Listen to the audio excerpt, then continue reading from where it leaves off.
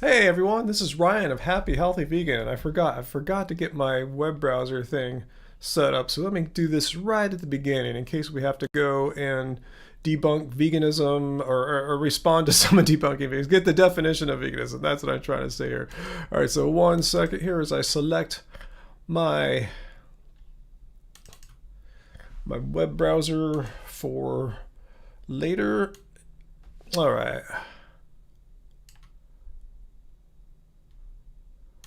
There we go. There's medical organizations, but yeah, let me get it ready with the definition of veganism. Let's see. There we go. That's it. That's what we need for later. So anyway, hey everyone, welcome. This is Ryan of Happy Healthy Vegan coming to you live Friday, 6 p.m. Pacific Standard Time. At least it is for me. So whatever time it is for you now, if you're watching live, come back every Friday. Mark this time in your calendar. If you're watching after the fact, you can watch it whenever you want. That's cool, 8Mod. I'm glad you watched last week's live stream after the fact. And thanks for correcting me on who the correct author of the pleasure trap versus the cheese trap was. You know, it's too many facts for my vegan brain to handle. So thank you so much. I guess I had vegan brain frog right then. So thanks everyone. Thanks for being with us. If you're vegan or vegan curious, you've found the right YouTube live stream or a cool, chill, non-level 5,000 bunch of evidence-based, information-based vegans, ethical vegans. And if you want to learn from our combined wisdom, you've come to the right place.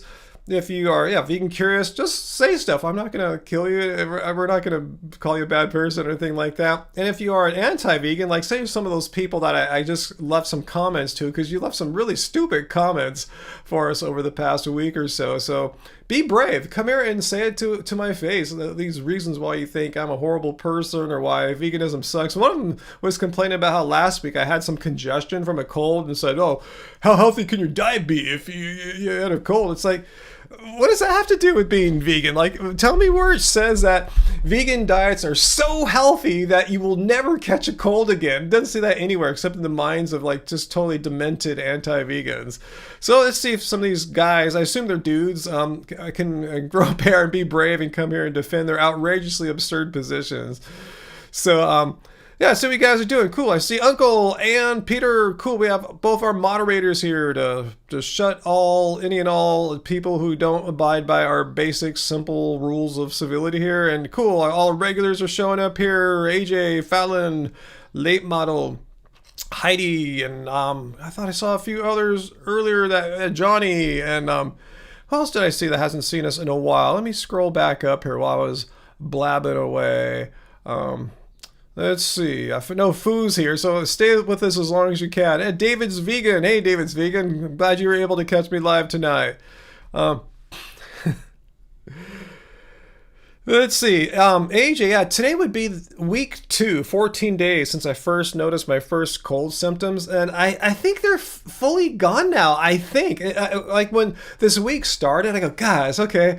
I feel like it's just gonna linger forever, and I forgot how that happens. You guys probably know what I'm talking about, right? You get over the main like cold first, but the symptoms like the sinus inflammation and stuff could linger for a while, and that's the stuff that makes me feel like crap. I just don't like feeling all this pressure in here. You know, it just feels weird. But anyway, it seems to be finally gone today. I think I'm 100% like okay, like healthy, normal now. I played basketball at the gym today. I actually played. I just didn't do my workout by myself. I played some like really like energy intensive games, and I'm doing all right. So I think I'm good.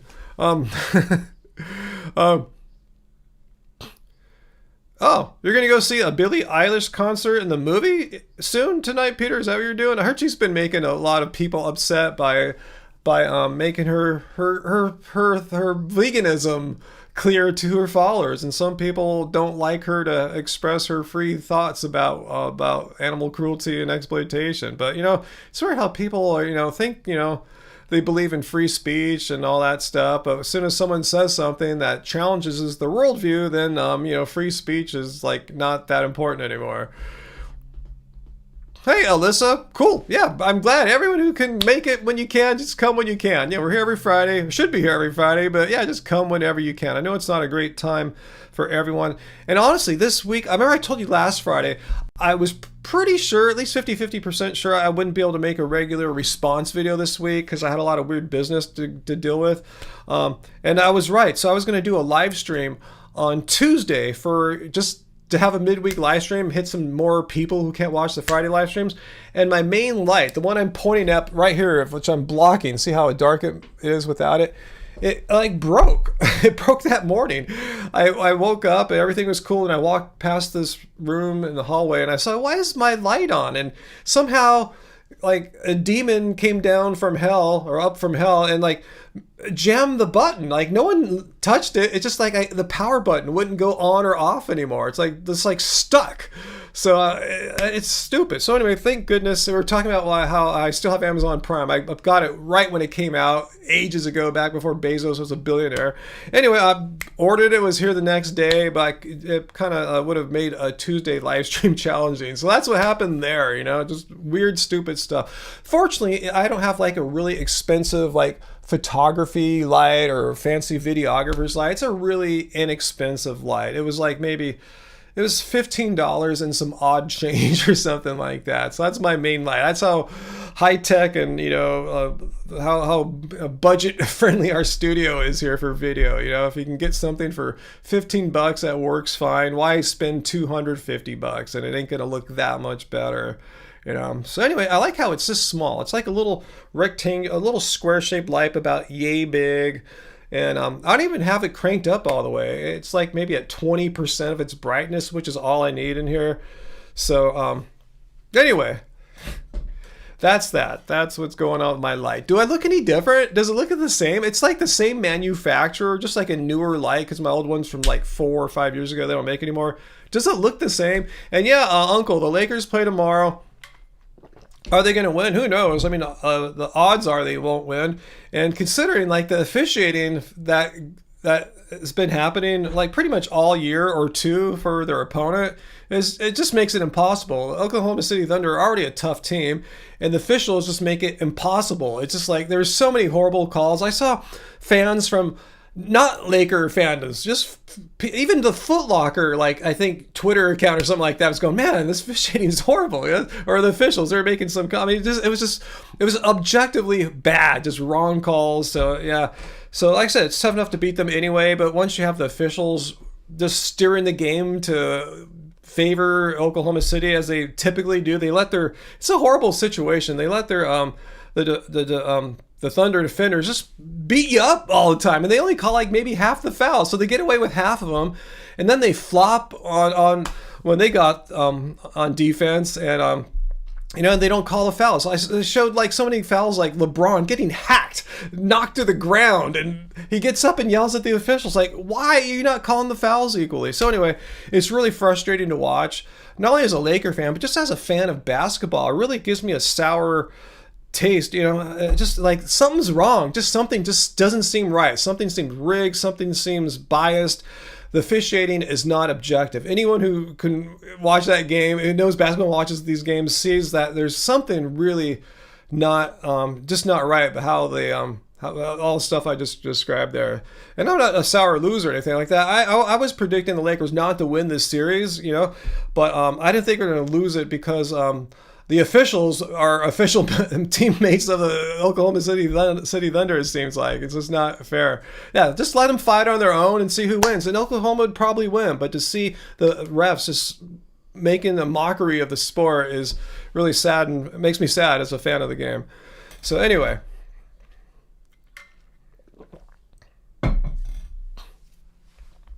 So what is up, vegans? What is going on? I sound a little bit hoarse today. I shouldn't. My voice should be back to normal. Maybe I'm just a little tired because I did play I played the most hardcore basketball today that I've played in like a month or two. So I'm a little tired. Fortunately, I was there playing for like about an hour. So sometimes I'm there like 2 hours playing hardcore. So today it was like an hour playing hardcore. So anyway, well, thanks AJ for the $40 Beat That Cold Fund. Thanks so much. Appreciate it. Yeah, last week, yeah, we took you up on your super chat tips on Sunday, around like 2 in the afternoon. We walked to our favorite Italian vegan restaurant. AJ, you'll love it. They've really turned us on to the food of the region known as Campania. It's like where Naples is. And I understand the pizza now, like why our pizza is made as it is.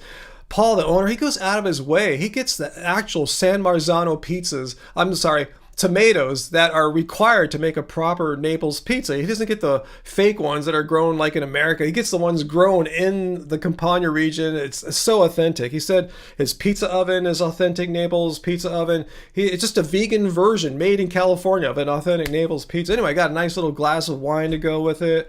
So delicious. So yeah, that was I had a breakfast pizza that morning. Yeah, I didn't get the margarita pizza, but super good. So thanks for that, AJ. Yeah, I took Angie out. She got something else. What'd she get? I remember she got a I can't remember what she got now. Anyway, but thank you, AJ. Appreciate it.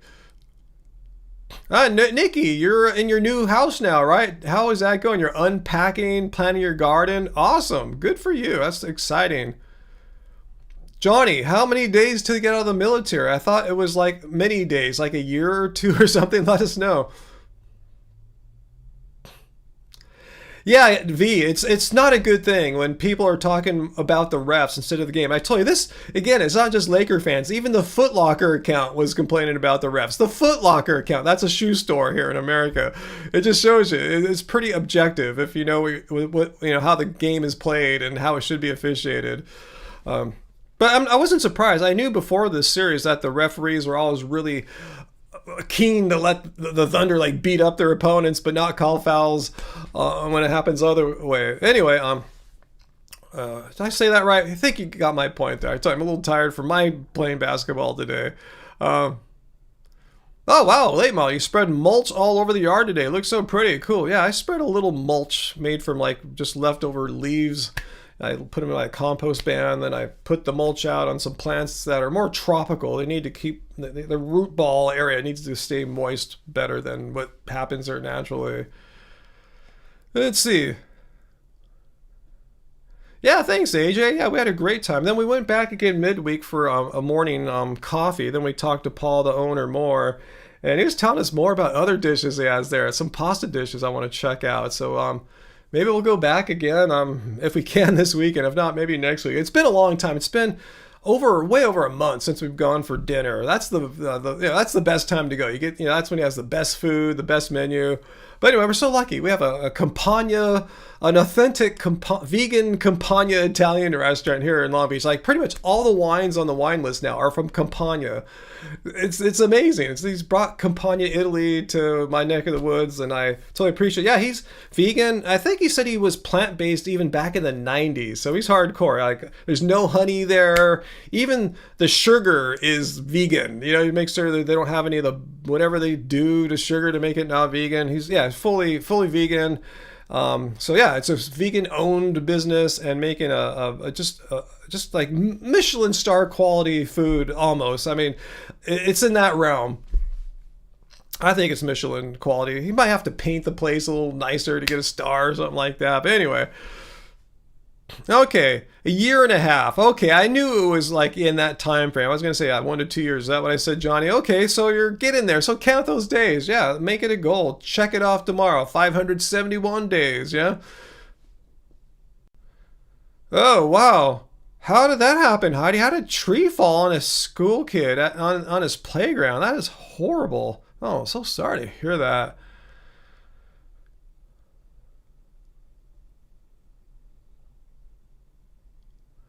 Yeah, I just mentioned that. I know Billie Eilish, made some posts, and her fans, or at least followers, are all triggered that she's expressing her opinion about veganism and animal cruelty and exploitation. There's something about if you love animals, I know I'm paraphrasing it wrong, but it's something like you really love animals. You can't both simultaneously love animals and eat animals. And that makes so much sense. It's so true. How can you love animals while at the same time eat them? It makes no sense. Like, yeah, I love my relatives and my family, but I'm going to eat them. No, it's just pointing out a contradiction that people have in their beliefs. They think they can love animals and eat them too. And there's a huge moral problem with holding both simultaneously. So she's calling people out on that contradiction in their worldview, and people don't like to find that their worldview, they don't like to get their worldviews challenged, so people are losing their shit over that. But I mean, she has every right to say that, and if people don't want to listen to her, I'm sure she knew she'd piss off some people, but I guess she really doesn't give a shit. You know, she's probably set and, you know, live the rest of her life just fine and without any haters boycotting her music. Dune Down Toothers, God bless me. Well, thank you. I'm Buddhist, but I'll take a blessing from any god or deity. I'll take all I can. I want to have all the protection and blessings I can. But thank you. Yeah, on the vegan subreddit, I saw them talking about that there. I've also seen people talking about, what do I do when people tell me that plants have feelings? I just want to laugh, like, you know. I see the people replying, I don't need to jump in because I see people giving great advice. You know, it's like, you know, tell them that if they really cared about having the fewest amount of plants get killed, they'd have to go vegan, which I say all the time. So if you're truly a plant activist and your goal is to reduce the amount of plant suffering and unhappiness, you would have no choice other than to go vegan. I make it a little more poetic and funny, but anyway, cool. Carmichael, if you got some wrestling to watch right now, totally cool. Fu Man Poo, so you're saying you need to get, is money burning a hole in your pocket? You need to get a high watt amp, and correct me if I'm wrong, they don't make them anymore. Are you talking about the ones from like the 70s, like that David Gilmour had, the other big, giant, powerful amps from England, and a Paul Reed Smith guitar? Unless you get one of their like ones made in Asia, which are fine instruments. Those are the more affordable ones, around maybe $1,000-ish bucks. You know, get an American made one, you're talking $3,000. So what do you want to get there, Fu Man? Don't you have enough stuff right now? I mean,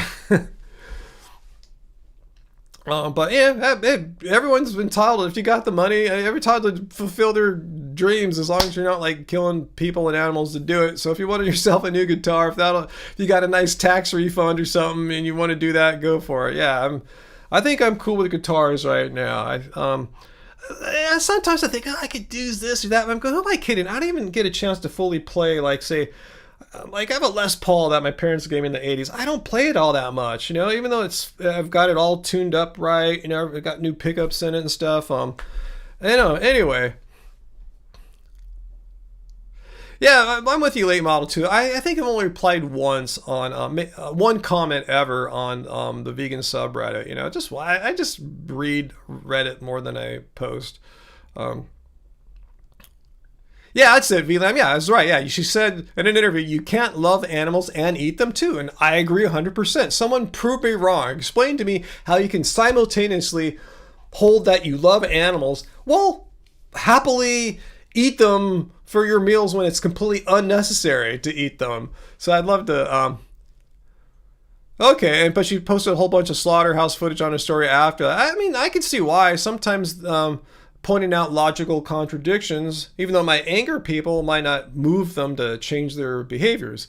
But seeing the reality of what happens behind the closed doors of slaughterhouses might be a wake-up call for some people. Anyway, yeah, good for Billie Eilish, you know? You just need another guitar like a crackhead.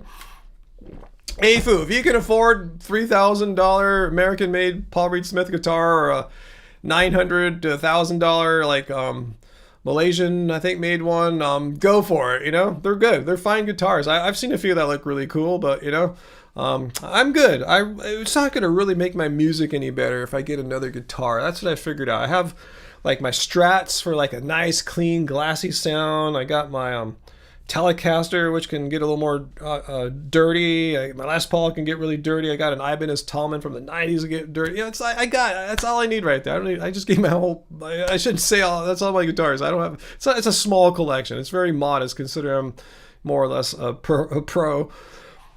Anyway, I guess I'm more of a pro producer than a pro.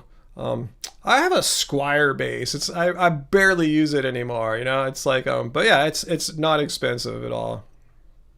Squier is like the overseas Fender brand. It looks like a vintage 70s Fender jazz bass, basically. A lot of the bass I use are like synthesizers and virtual basses and stuff like that. I rarely just grab a bass and start and recording bass anymore. I mean, there's been a few songs in recent years, but they're the minority. Oh, you had a guitar? Oh, what kind of guitar did you have? Like an acoustic guitar or an electric? You still have a mandolin and a new piano. Awesome. I'm with you too, Fu Man. I'm also not a fan of deadly viruses, and I'd be freaked out by Ebola too.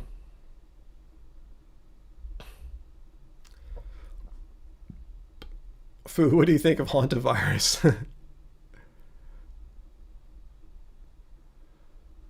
So you guys talking about how trees need to be managed in cities or wherever you live at, because they can fall and mess you up. Yes. Um, yeah, I'd like to try mandolin again. Kind of jammed on it a couple times. Um, so anyway, what's going on here? I don't see the person that was like pooping all over my comments coming here. He seems sure brave in the comments.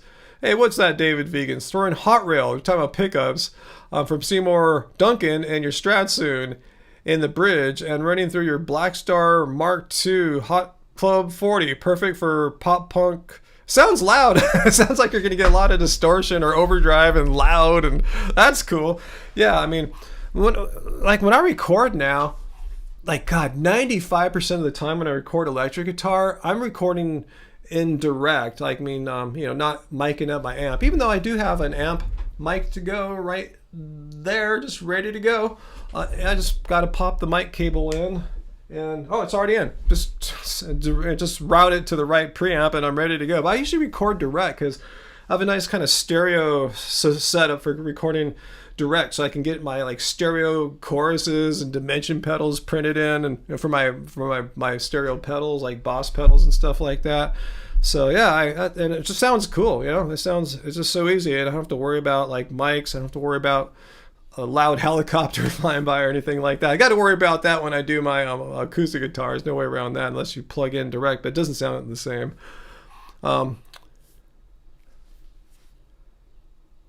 Oh wow, yeah. How'd you end up with David Grisman's mandolin? That's so freaking awesome. Late model, wow. That is awesome. Yeah, never get rid of that. Tell me the story. Just, I know it's a lot to type in, but just give me the brief gist of how you ended up with Dave Grisman's mandolin. Wow. That's a big deal, by the way, guys. That's the person who played the mandolin on like Grateful Dead's Ripple. Well, many things, but that's like probably the most famous mandolin your eardrums may have ever heard. Used to date one of his sound engineers. Was that the guy that you said was like Jerry Garcia's like sound guy too, or something like that? Yeah, I remember you told me about a sound engineer you dated that had a connection to the Grateful Dead. So that's got to be it. Yeah, Fu Man, just turn up your boogie amp. You don't need to get a high watt or anything like that. Like I said, I don't even think you can get them anymore. I think the closest thing you can get is an Asian knockoff called Reeves, I believe, is the brand. That makes a high watt clone or some high watt clones. Hey, Luciano. I don't know. I don't even think. Why are you guys talking about hantavirus? Is this like a new thing? Is it getting big right now or something like that? I haven't seen it show up in my newsfeed, so I have zero thoughts. So you guys tell me what's up. Okay, so yeah, your mandolin boyfriend connection there. Yeah, so yeah, Grisman Garcia, they're I don't know what you want to call them, but yeah, they made music together, Grateful Dead fame. They lived in Marin. Grisman's son is in 10 different bands, and his wife used to be her boss. Wow, such a small town there. That's cool. You really lived in the thick of Marin. When I was visiting up there in the 90s, and that's when I got the dream to want to move up there, which I'm not going to. It's way too expensive. Kind of crowded too. But anyway, I'm going, man, my fantasy is to live up there and like, hey, there's Carlos Santana, there's Bob Weir, stuff like that, just see them around town. I thought that would be really rad. Wouldn't mess with them or bug them or anything. I just thought it'd be cool. Hey, these are my neighbors, way better than the neighbors I got here. Okay, hantavirus broke out on a cruise ship and killed some passengers. Thanks, AJ. Was that like a week or so ago? I kind of remember something like that. Or is there something brand new happening right now? Let me know if that was like a story from like a week or so ago.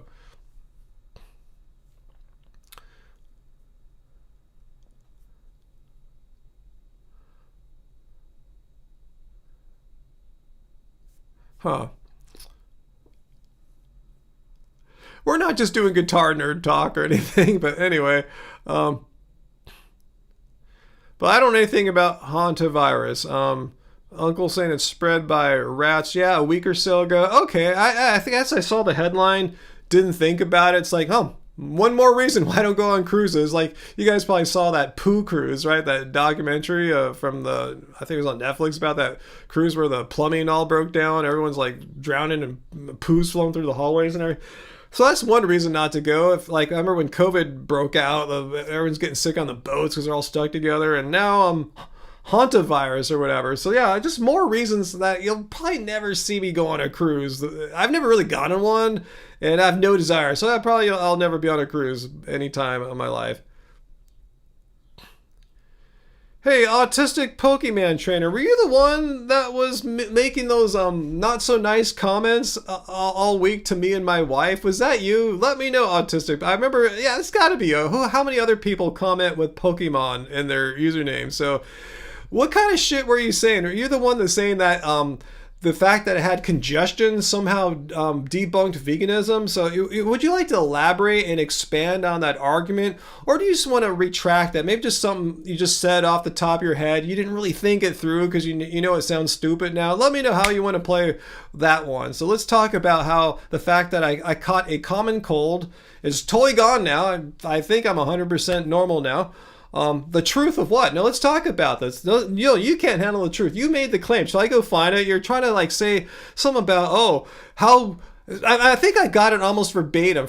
And you can correct me, Pokemon trainer, if I'm strawmanning you. But let me know if you said something to the fact, how healthy can your diet be since you're all congested with the cold or something like that, implying that a vegan diet has weakened my constitution, which... That's why I'm sick. So when my meat-eating friends get a cold, totally cool. No one complains about their diet. But when a vegan catches a cold, 100% it's the diet's fault. That's the contradiction I'd like to explore with you there. So are you ready or not?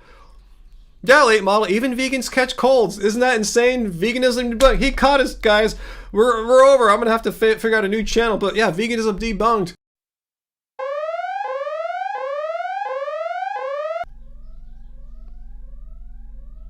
Did that work? I think like my screen froze. Yeah. Anyway, well,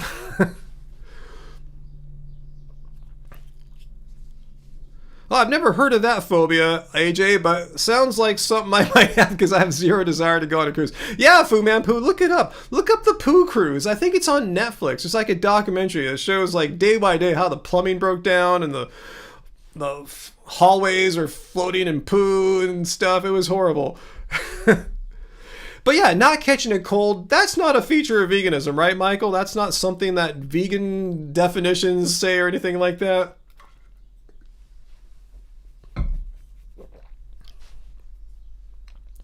So let's see if Pokemon Trainer can defend his position about making the snide comment about how the fact that I had a common cold like millions of Americans get all the time, somehow it debunks veganism. So I would love to see that. You need to connect a few dots there, autistic Pokemon trainer. So I'm giving you some time, connect the dots, and just spell it out, a very clean, coherent line of reasoning that concludes, yes, therefore veganism is wrong or bad because of Ryan's cold. So let's hear that. Yeah, David's vegan. You know what I'm talking about, the Poo Cruise, right? Yeah, check this out. I am not going to scroll up Pokemon Trainer. Can you just copy and paste? Because, I'm running a little live stream here. I don't have time to scroll and hunt down a comment that may or not be there. Just tell me your reply here, okay? About why my cold that I got, the common cold I got, which seems to be fully cleared and gone now, somehow is an indication that I have an unhealthy diet. Because there's a few dots that you didn't connect there. So let's just go. If you think you answered it already, awesome. Good for you. I'm really skeptical, but I would give you some time here to love you. Just go and copy and paste it for me so I can keep managing the live stream. You got nothing going on right now, stream, right? You're just watching me. You can scroll up and copy and paste. Or is that way too much to ask for you? You have some excuse why you can't scroll up. Maybe that's, hey, meat diet's debunked. Autistic Pokemon trainer is unable to scroll and copy and paste. It's too hard for his body to handle because he's deficient. You know, that's it. So anyway, the nutrients.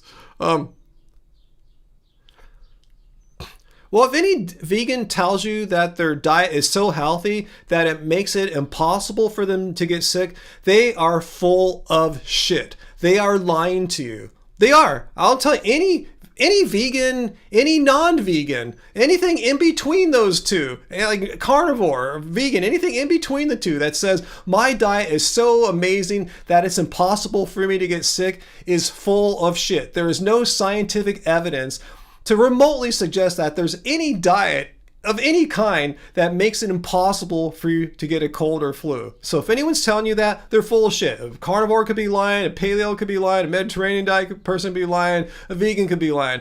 That's just complete bullshit. So don't pin that on vegans. Don't pin lying behavior on me or something like that. I've never made that claim, and I'm letting you know it's complete bullshit.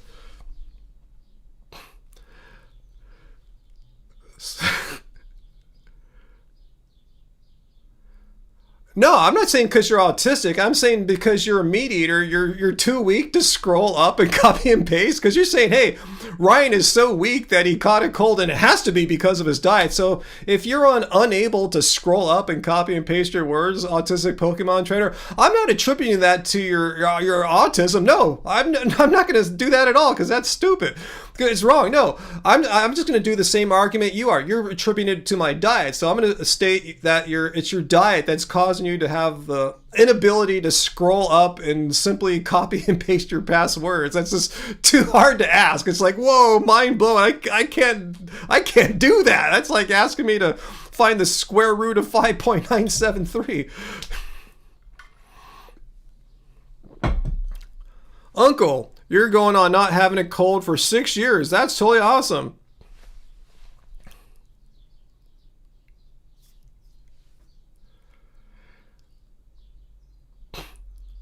Yeah, AJ, I didn't blame it on his autism. I clearly blamed it on his diet, and I was doing that in a facetious way because I totally don't believe that his inability to scroll up and copy and paste his words has anything to do with his diet. It has to do with him either being lazy or trying to weasel out of an argument here. So, but I'm just going to do the same logic. It's called like a parallel reasoning. What's another term for it?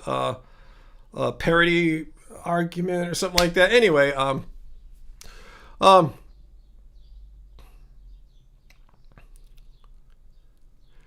okay, so you're not going to engage, right? Autistic Pokemon trainer, you're not going to explain why my vegan diet is somehow responsible for me catching a cold. I'm not going to acknowledge anything you say. In fact, I'm going to put you in timeout. Can you just acknowledge that you don't want to engage in that discussion because you know it's pointless, right? So answer me that. Just to say, yes, I acknowledge, Ryan. Then we can move on. If not, I'm going to time you out. So just acknowledge that you, or prove me wrong. Engage that line of reasoning.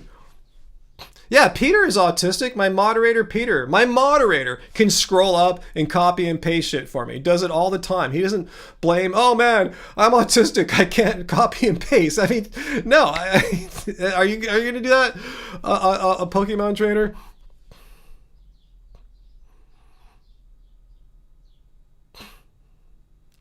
You just did? I don't see your posting. So, did you? So, okay. Let's just be clear. You just did. That's ambiguous. You did what? Did you copy and paste, or did you just acknowledge that the line of reasoning that you gave me about me being vegan and having a cold?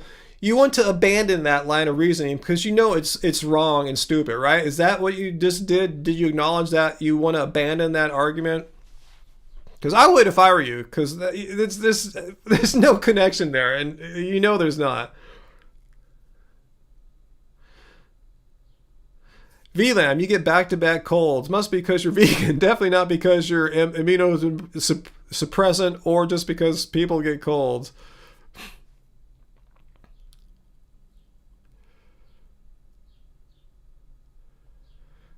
You had a panic attack at the supermarket, Fu Manpu. Sorry to hear that. And you know the only reason why you had it is because you're vegan, right?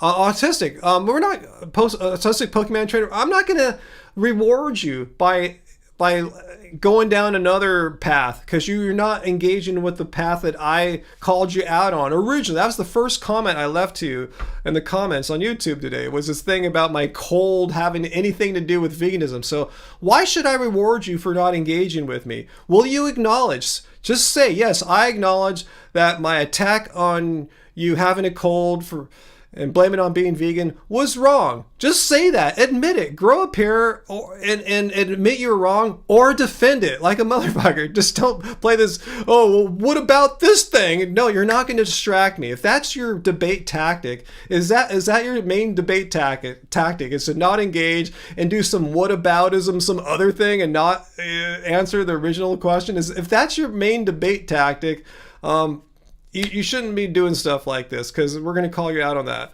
So anyway, let's get back to other people here who are not afraid to engage and not being acting in bad faith.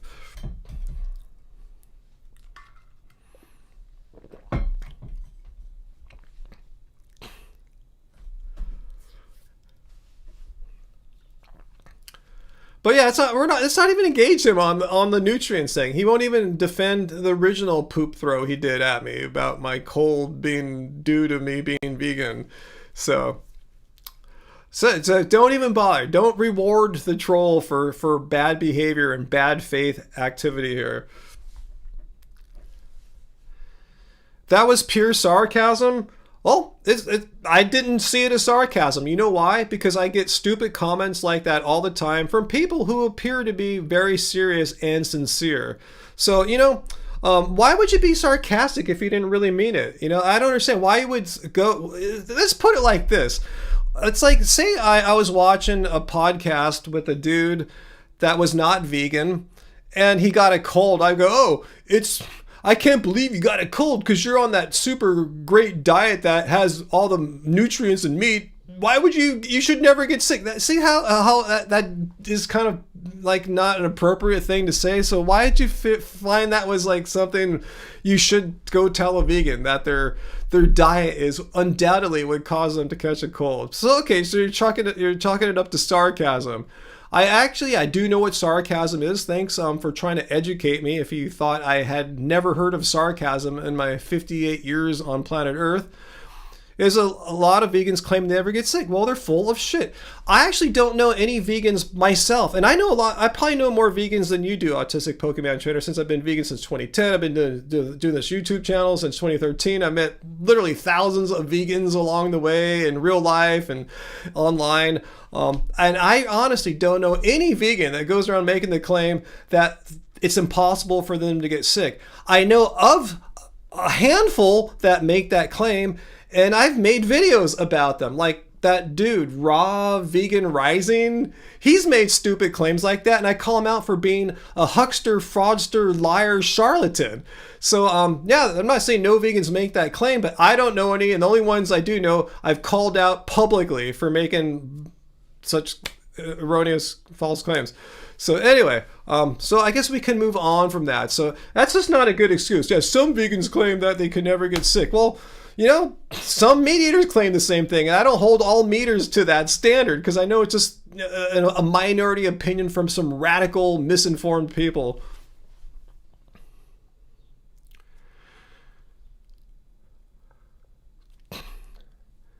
Gardening, that's fun, Nikki, but it becomes quite time consuming. There's different kinds of gardening. There's like kind of manicuring your yard so it looks cool. And then there's the gardening as far as like growing food. And those two can overlap, those two types of gardening. So which kind of gardening are you talking about there, Nikki? Because both can be really time consuming and, different levels of rewarding.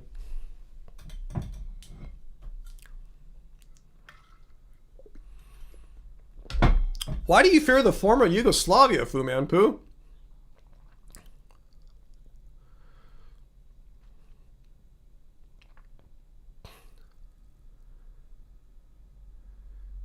Yeah, okay. You're gonna see a Billie Eilish concert movie in 3D. That's what you were trying to say earlier. Well, cool, Peter. Go there. Support Billy. Support veganism. I think Uncle can help me hold it down here tonight in your absence. But yeah, enjoy that. No, I didn't see Mike's video on the hantavirus. No, I'm totally not following this hantavirus thing. What about lack of nutrients like B12, omega-3s, and what about creatine? First of all, I've never heard that creatine's an essential nutrient, and I agree. Most vegans should probably take a B12 supplement, but most non-vegans should probably be taking a B12 supplement too. If you give me a second, I can go show you the study, the Framingham nurses study. I remember it was published by Tufts University originally, or at least when I first saw it, that 40% of Americans are either low or next to like being low, underneath the recommendation, whatever, serum levels for vitamin B12. 40% of Americans, and they're eating meat, they're eating all the dairy and shit like that. So it shows you that they're eating the stuff that should give you the proper serum levels of B12, but there's this issue. I'm not a biologist. It's called absorption. No, what's it called? Intrinsic factor, which basically is a fancy word that describes how well your body absorbs how bioavailable the B12 in your food is. And 40% of these meat eaters are low in B12. So unless you're getting your blood tested regularly and you ask to get a B12 test, you should just probably be taking a B12 supplement. And last time I checked, unless RFK changed this or something like that, people my age, not just vegans my age, all people my age should be taking a B12 supplement. So just take a B12 supplement. It's not a big deal. It's hard for a lot of meat eaters, young and old, to get enough B12 into their system due to intrinsic factor issues. So it's not a big deal. Just take a supplement. If that's the only thing holding you back from being a vegan is taking a B12 supplement, I think you're lying. So we just solved the B12 issue. Just take a freaking supplement. So easy. It's relatively cheap. It can be cheap. You can take expensive forms, cheap forms. It's really freaking cheap. I get my B12 spray. I share it with my wife. We probably have to buy a new one maybe twice a year. Maybe it's, I don't know, $15 twice a year. If that's the price I got to pay to be vegan and healthy with B12 levels, it's not a big deal. So next, yeah, B12, no big deal. Creatine, not an essential nutrient.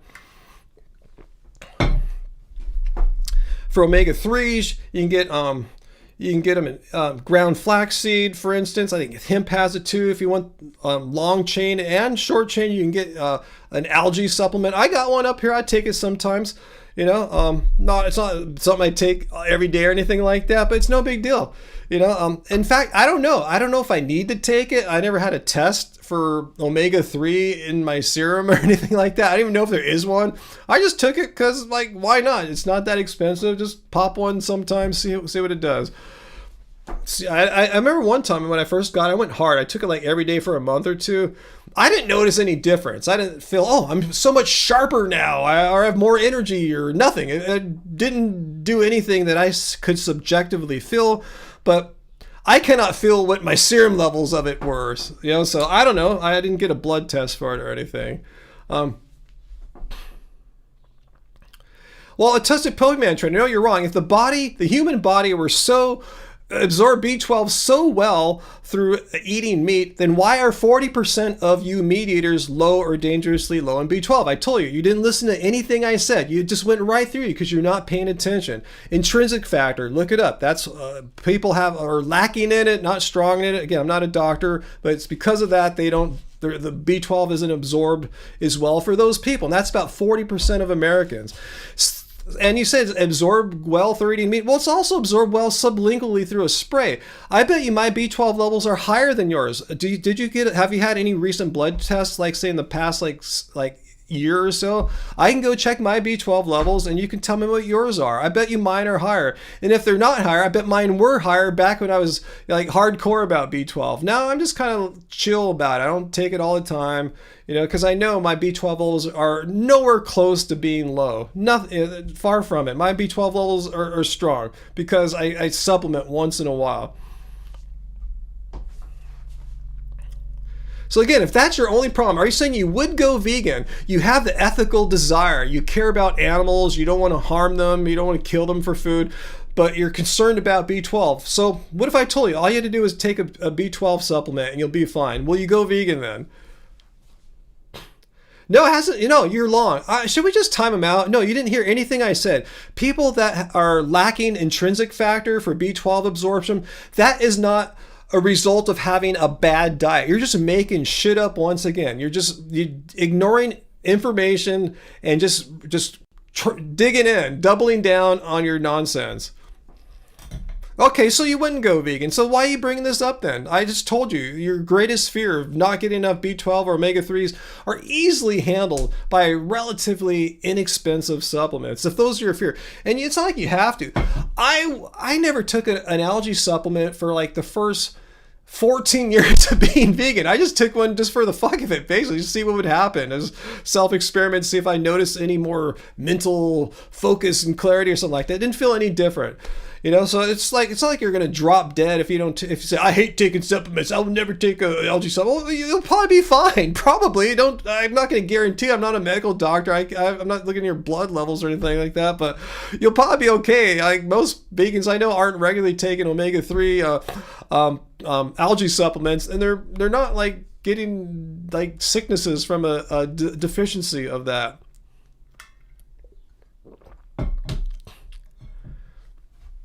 And the vegan anthem, is thank you for pointing out to Pokemon Trainer. I'm just answering him on the dietary stuff. You bring out the ethical part, which is a proper diet is a diet that is yours. And animals aren't objects; they're not property. They're not yours to utilize their bodies for nutrients. You can get your B12 and your vitamin, your omega-3 algae from supplements. You don't need to eat fish, for instance. Like, fish are a great source of omega-3s. Yeah, because they eat algae. How stupid do you have to be to realize, fish eat the algae for the omega-3s. Can I eat the algae too? Yeah, get an algae supplement. You don't need to eat the middleman, the fish, to get the nutrients. It's a fallacy to think you have to eat fish to get the omega-3s that they're getting from the algae. Just eat the algae directly. Anyway,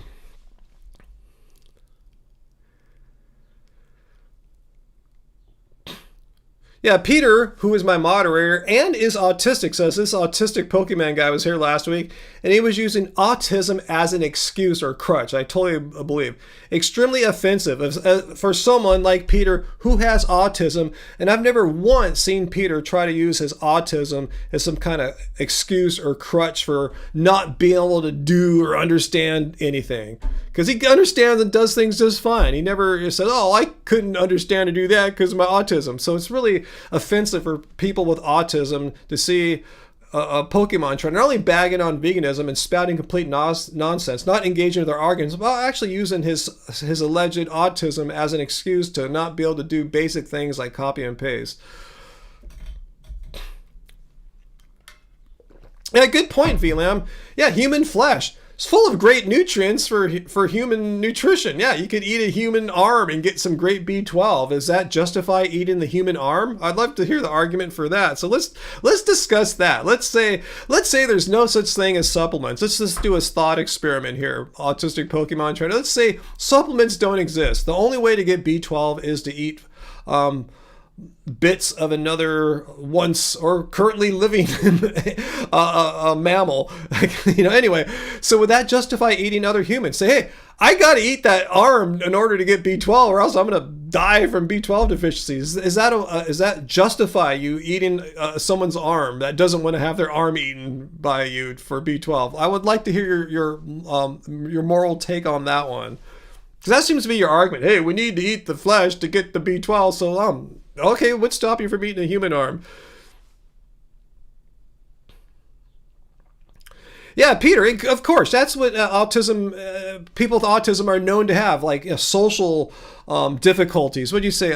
Social, that's your exact word, social difficulties due to your autism. But simple things like not being able to copy and paste, that shouldn't affect you. I don't think that's what autism affects.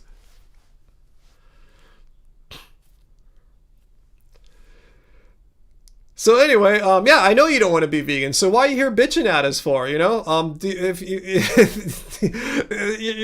there's nothing any of us can say to ever make you want to go vegan. So I'm not sure why you're here. Are you here to learn, or are you here to bitch? I'm not sure. I think I know which way it is, but you can tell us. Yeah, exactly. Late model, then why are you here? If you're not here to learn, if you're not here with an open mind, then you must be here with some kind of agenda to bitch at us, to complain, to throw nonsense at us because you think it makes you feel better by trying to like hurt us or attack us. Is that what your goal is? You're here to like bully or something like that, or poop on us? Like, what is your deal? Yeah, we should block you then. If you're here in bad faith, you're not here to engage, and you're not here to learn, you have no intention of going vegan, you're here only with bad intentions, I'm not sure if I see a reason why you should be in our community right now. Like, what you can try to justify it right now. So why be here?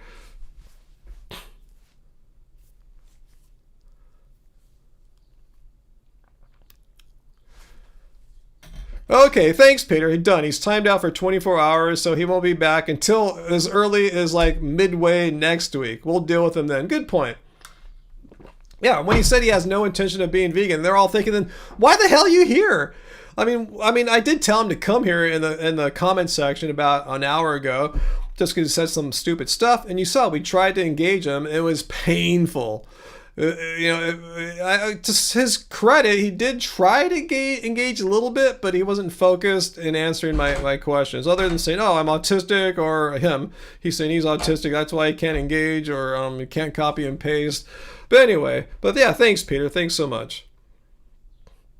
Hey, chasing tails. Yeah, we'll deal with him later.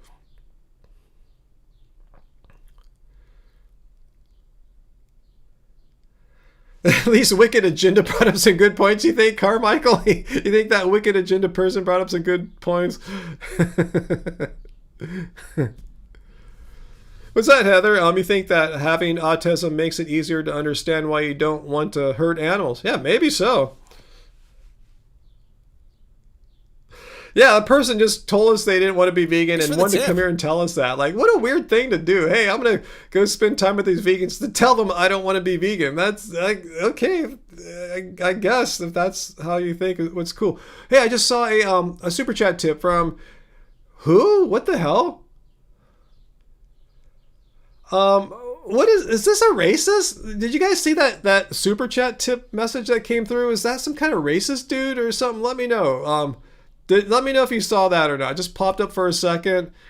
Yeah, total racist troll name. Well, thank you for giving me $1 racist troll. I'll use it. I'll go buy some vegan dish tomorrow along with the other super chats that accumulate over the night. So thanks for helping this vegan eat money. I mean, not eat, give me money to eat some food, even though it's coming from a racist. Wow.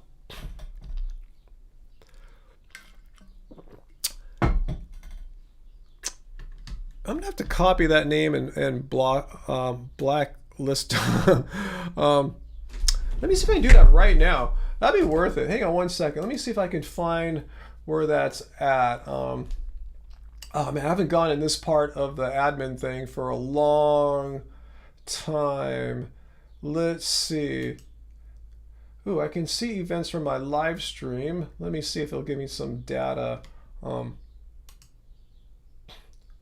Oh yeah, there's the dude. Let me see if there's anything I can do.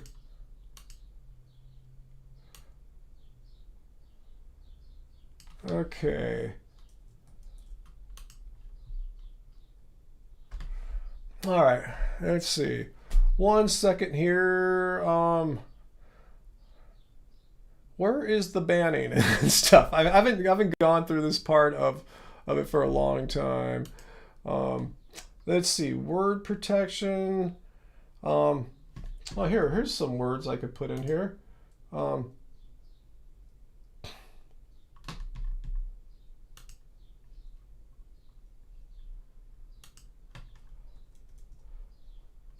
Okay. All right, that's good. I think, well, here, user management. Let's see. All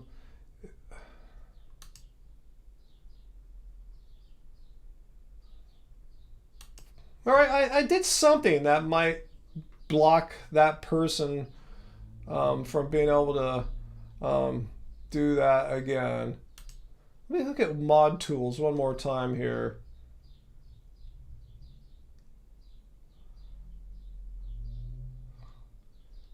Okay, I think that's it. I think I found it. So we'll see if he wants to try to give me another $1 and see if he gets through or not. Yeah, people are crazy. No, I blocked him on YouTube, but I went into Streamlabs because he sent the super chat through Streamlabs. So there's additional admin tools in Streamlabs. So I did something there. I think I have it handled, but we'll see if he gets through again. If he gets through, I get another $1 then from Erases. But anyway, that's sad. Yeah, there's a good way to look at it. The glass half empty, half full, Luciano. That's one less $1 in the hands of a racist, right? So I'll take that as a W. I got the $1 now. So fortunate I got it from a racist, but I'd rather have it in my hands than the racist's hands.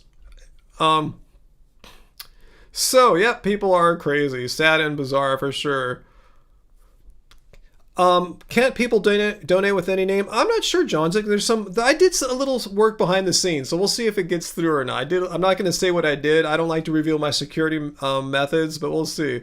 Let's see, Sammy, what's this? Bear about you're a curious vegan here. You saw a lion about to kill a gazelle. If you had a painless way to intervene, such as tranquilizing the lion, so the gal, I don't know. I'm not. I don't know. I've never thought about that, and I don't want to be where lions and gazelles are hunting each other. My attitude is, yeah, I feel sorry to see that happen, but I don't know if it's my place to really do anything. I'm just a dude. I'm not a hunter. I've never shot a big game rifle or anything like that, let alone one with a tranquilizer. So I would probably say that's not my thing. Maybe if I was a vegan who was also a very experienced sharpshooter, experienced with that kind of guns, I might have a different thought about it. But initially my thought is not really something I should be stepping in on. Doesn't sound like my wheelhouse, is what I'm saying. Like playing with stuff like that. Chasen, can I still dunk a basketball? No, I'm 58 and a half right now. I'll be 59 next month. I'm way beyond 58 and a half. Just say I'm 59 almost. No, last time I dunked a basketball, I have to look at my my videos. I think I had put it on YouTube, and I have to look at my files here. 54 or 55 years old was the last time I dunked. And I have to do a lot of specific training. At my age, unless you're a complete freak athlete, you just don't go out and dunk anymore. I mean, you have to work hard. You got to do a lot of specific training, like resistance training. Certain kinds of resistance training are better than others. Thanks for the tip. And then plyometric, explosive work. If you're not doing that stuff, you're probably not going to be dunking. And this is true of even like professional, like NBA players. Once they retire, they're not. And they were dunking like the Dickens when they're in their prime, and then they retire a couple years later. A lot of them aren't dunking anymore. They're bigger and stronger and more talented than I ever was. So yeah, you typically got to do some work to be able to dunk, especially at older age. Yeah, when you're younger and you're athletic, you might not have to do anything. But no, and I'm not training like that anymore. I haven't done like specific dunk resistance plyometric training in years because I've done it. I've been there, done that, and I've moved on. So Sammy, let's see. Okay, so that question you asked about I asked not as a gotcha, but rather just wanting to see my verdict on a hypothetical scenario. Okay, cool. Let's see what else you think about that. You're not shooting gotchas. I am just curious to see how different vegans in the community react. Yeah, I just said it's not my thing. I've never shot a thing at a lion or anything like that. I don't think I would be the person to do that. If you have a sharpshooting vegan, maybe ask them. But for me, I'm just going to bow out and say not my thing.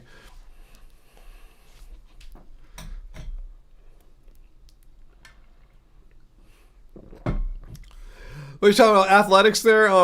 Late model, you're killing it in your 40s. It's different in your 50s, but still plugging away. Yeah, That's how I feel too. Yeah, I'm just plugging away. I'm still training hard, still playing basketball hard. I was just playing a guy today who was 41. I thought he was in his 20s. He's really short. He's like maybe like 5'1" or something like that. Super quick. He was amazed at how I could chase him around the court and block his shot or make him take a weird shot. Put a lot of arc on it. But anyway, my point was, yeah, I'm still chasing quicker little dudes like that around. I can do that still. I take pride in that. That's how I'm trying. I'm training to be nimble and quick instead of being slow and heavy. I'm trying to just be quick and light on my feet. So for me, that involves not having the body of a LeBron James or something like that. I'm trying to be light and quick. Not to say he's not. He's super athletic as hell. But it's just for someone like me, I'm trying to be light and quick rather as opposed to like being bulky.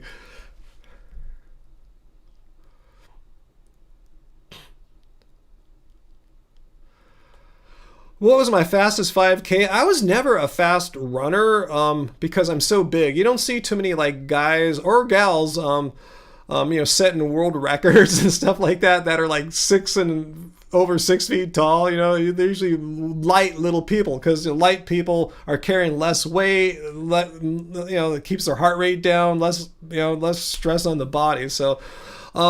I'd have to go and look, to be honest with you. I don't know, maybe around 23 minutes or something like that. Something in that ballpark. I could be off. I have to look at my Strava account if I still have one. I don't know if they've deleted it or something like that.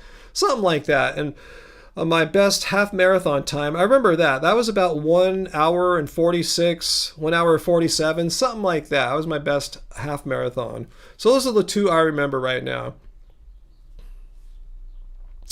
Am I still going hard in the battle ropes? Somebody asked, ever had any muscle fatigue in my triceps? And does it affect my hooping and basketball? Are those two related questions or not? I'm going to take them as separate questions. I don't go hard on the battle ropes. I tell you, I do a lot of my battle ropes and bench pressing just on the way out of the house because my gym is in the garage.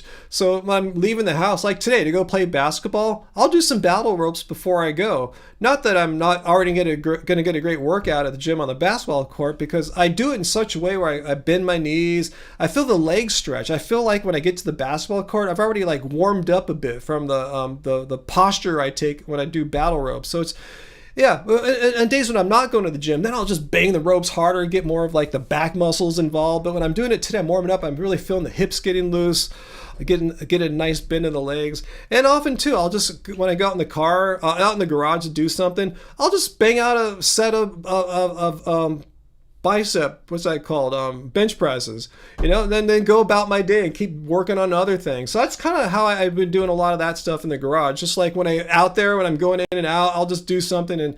But yeah, I'm not going really too hard on any of those things. Yeah, but I'm into it when I'm doing it for those few minutes and I get back to the rest of my day. I go hard at the gym on the basketball court. That's where I'm going hard. Are we having a Jeff Nelson schooling? What's a Jeff Nelson schooling? What's going on? Am I missing something here?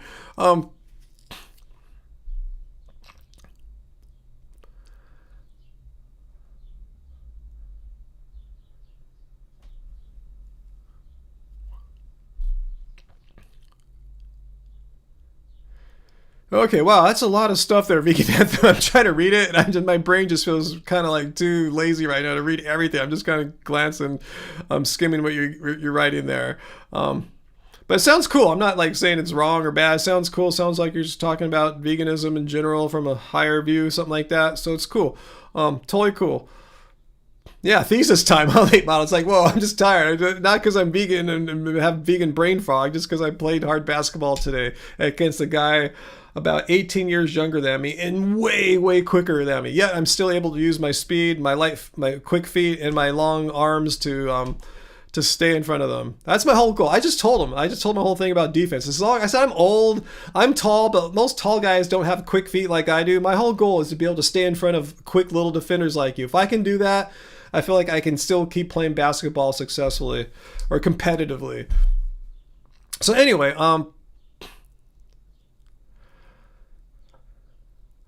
let's see.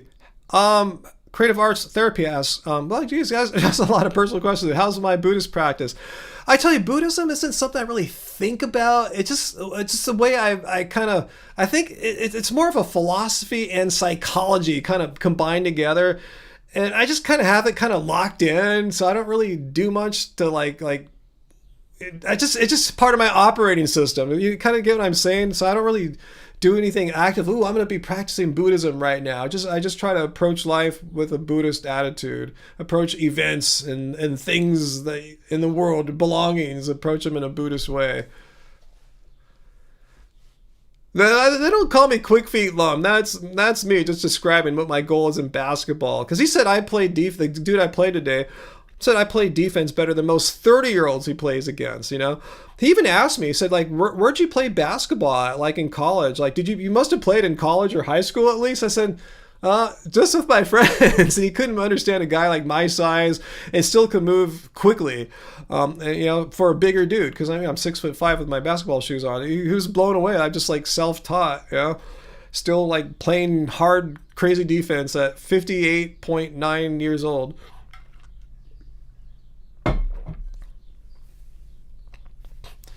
Okay, now we're talking about which definition is better or worse. Hey, if you like the original 40s definition, which I like, I think it's totally an awesome rockin' definition of veganism. The principle of just basically a doctrine that animals shouldn't be exploited by man, something like that. Totally fine, or humans. I just prefer the current definition because it's an expansion of that original idea, and it provides a few more details, which I think for me, as you know, maybe you have a different way of like interfacing with vegans, and my way is responding to like anti-vegans and misinformation. And for me, the current definition of veganism gives me additional tools to respond to pretty much any dumb thing an anti-vegan throws at me.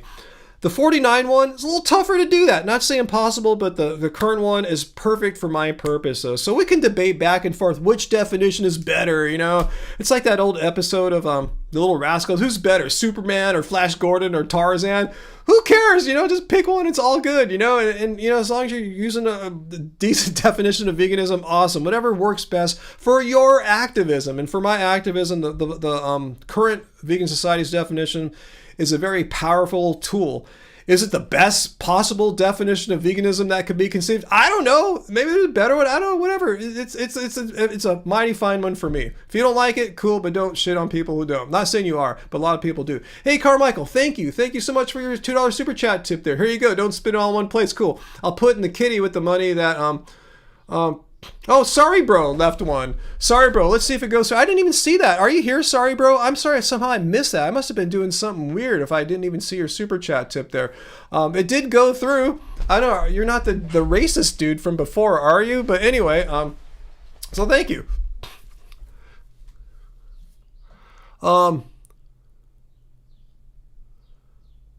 Okay, what did I miss here? Any interesting guitar pedals? Yeah, I'll show you one right here. Funny you ask. This is a pedal that you cannot get anymore. It was made by a dude, I believe, in Arizona. The company is Vic Audio. He stopped making pedals several years ago, and my pedal's malfunctioning, so I'm not sure what to do. I've used it quite a lot for overdrive and distortion. And I think when he went out of business, he mentioned which company he would like to, refer people to fix his stuff. So I'm debating, should I take the chance and pay the money, hope the dudes can fix it at this other company, or just get a new kind of overdrive distortion? I already have a few, but for my kind of music, I need different flavors of overdrive distortion. This one had a really unique one. But anyway, yeah, it's the Vic Audio Tree of Life. Not sponsored. If anyone wants to buy me one to replace this, I'll take it. Vic Audio Tree of Life.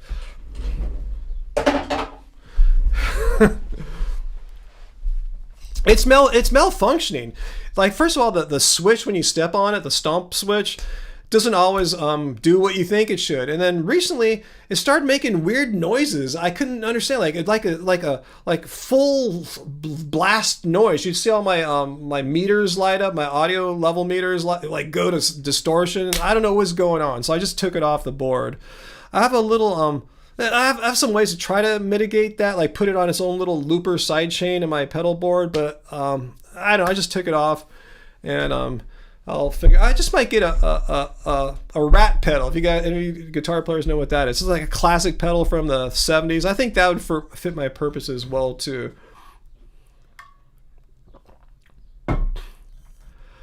I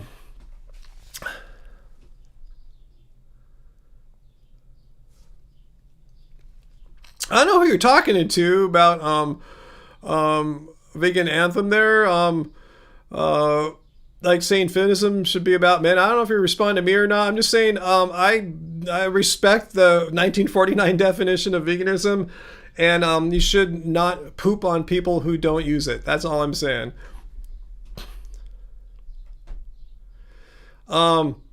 Okay, Sami, you quit playing guitar because your fingers kept getting cut and splintered and deep marked all the time. Two things. Could be a combination of any of these two, or it could be one or the other. But you need calluses to You don't need them, but it really helps out. You know your the strength of your fingers so they don't get sliced and stuff. But it sounds like a guitar action thing, like meaning the height of the strings relative to the fretboard. If the strings are too high, if the action's too high, it's really hard to press down, and that could be the problem too. So I'm kind of guessing it's probably a combo of the two. But you probably could have benefited from having your guitar set up by a pro, or at least a friend that knew what he or she was doing to bring the string action down a little bit. It'd be when the strings are low, it's much easier to press down. It's not going to cut you as easy. You have good calluses from weightlifting. Now I got some permanent calluses I'm kind of getting concerned about. I'm not sure what to do.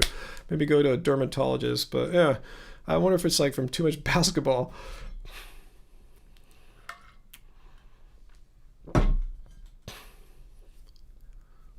Yeah, no pooping on anyone, Carmichael. As I say, we can all get along and not poop on anyone. No, we can call ourselves vegan for simply by having an ethical, moral stance against animal cruelty and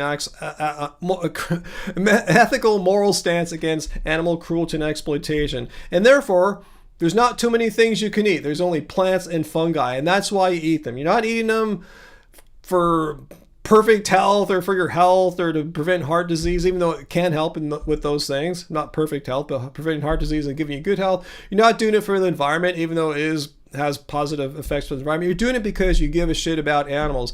The way you make it sound like vegan anthem is really complicated. It shouldn't be that hard. It should be something like a 10-year-old could figure out. A 10-year-old should figure out, hey, there's an animal there. It's a living being. It has personhood, and therefore has rights. It's an agent. It makes decisions, has feelings just like I do. It has the same kind of rights to life that I have. Therefore, I'm not going to eat plants. You don't have to bring up the abolitionist oriented focus kind of stuff. They're not going to get that. You're making it way too academic and complicated, which is great if you want to talk about this with like really like older and smarter people. My point is veganism is really, really, really simple. It's a simple idea that children can easily understand. They see an animal and know that there's something wrong about going up it and slitting its throat and then chopping it in pieces and cooking it up because they know there's something wrong about that.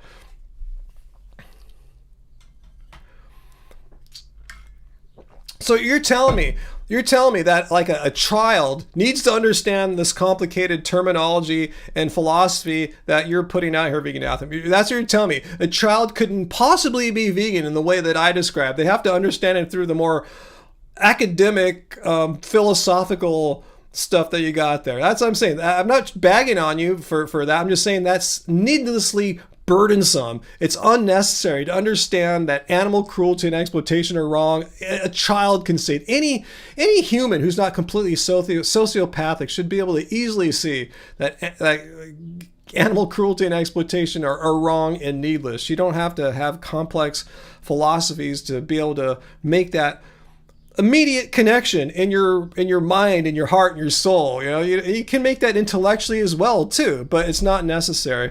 Uh-oh, did someone time him out? I don't see the comments anymore. Did he time it? What happened? What happened to, oh, there you are. So you're saying how to teach children the vegan message. Well, if that's the way you want to teach them, try it out and see how it works. But I've known firsthand, like vegan Jordan, who's now like 16 or 17. He was like 12 or 13 when he found us. He didn't understand abolitionists and all that stuff. He just knew it was wrong to kill these animals that he loved. And now he's like fully vegan, making documentaries, spending time, donating his time as a volunteer with animal shelters. And he still may not know about abolitionist ideas and stuff like that, because it's not necessary. All you have to do is understand somewhere inside you that animal cruelty and exploitation are wrong, and you're going to take actions into your life. That's why it's a way of life and philosophy. The philosophy is the moral stance against animal cruelty and exploitation. The way of living is the actions you put into place in your life. See why I like that definition so much? It explains exactly what it is. It's an understanding and actually doing things, like not buying leather sofas and cars and not supporting animal products and eating plants instead. That's the way of living. It's such a simple definition that people like to poop on. But anyway,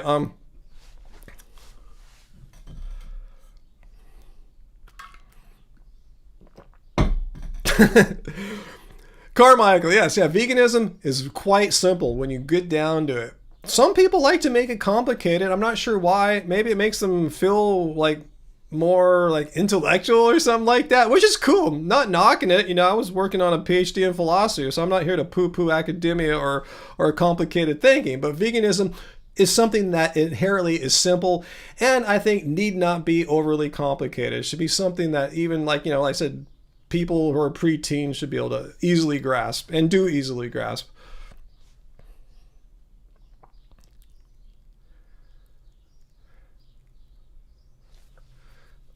Wait, now I see talking about slavery regulation. The point is that focus on abolition is how we are not part of the problem of making it about slavery. I'm not sure what you're talking about, bro. We're talking about animals. I see an animal. It's a living, thinking, feeling thing. It has the same kind of internal life that I have, and therefore has the same right to not be killed that I have. That's all veganism is, recognizing that the same rights that are inherent in your own life are present for that other living sentient being as well. That's all it is, and doing something about it. Not just say, oh, animals are cool and I love them.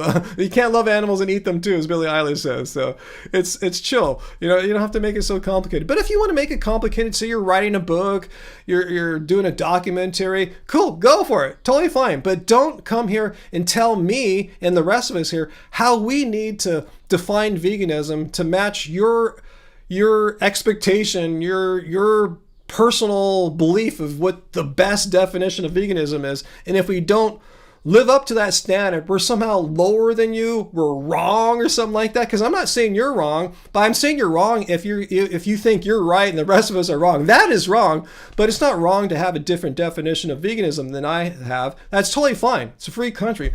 But to be some sort of like authoritarian about which definition we ought to have in order to be true vegans, that's what I have a problem with.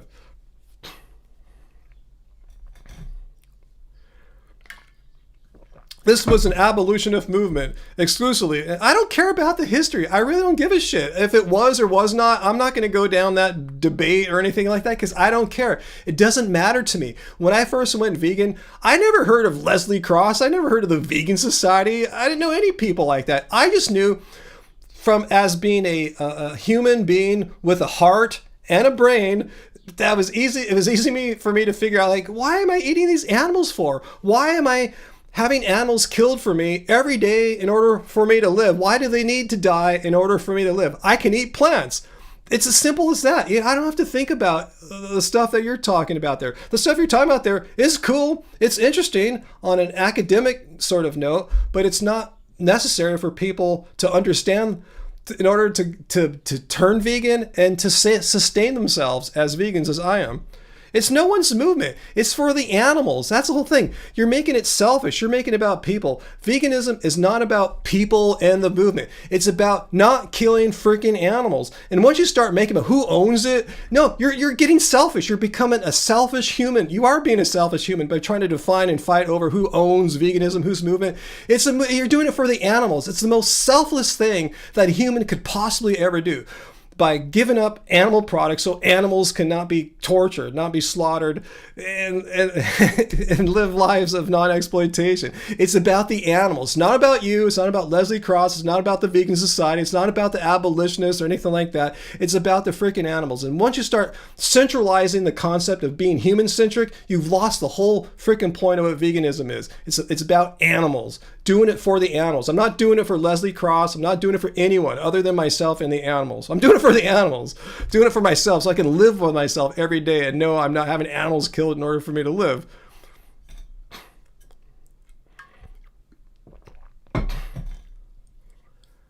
So you're free to believe what you want. I'm not here to tell you that you can't believe what you do believe. You sound like you're very passionate about it. But we're going to move on now because I think we've devoted enough time. You've made your point. I've made my point. I think it's authoritarian and almost fascist to impose your way of seeing veganism on the rest of us and saying we're like lesser than you for doing that. I think that is a bullshit move. And I don't like level 5,000 vegans talking down to me and my crew here. But anyway, thank you, Late Model, for a California soy latte. Got that, VD? I'm going to get a soy latte. Or maybe I'll just go out for dinner if we can sneak out this weekend. It's going to be tough with Mother's Day and stuff going on. You know, we got Mother's Day stuff, other people doing it. It might be kind of busy and crazy. So we'll figure it out. That's true, AJ. It must be a blast at the parties, huh?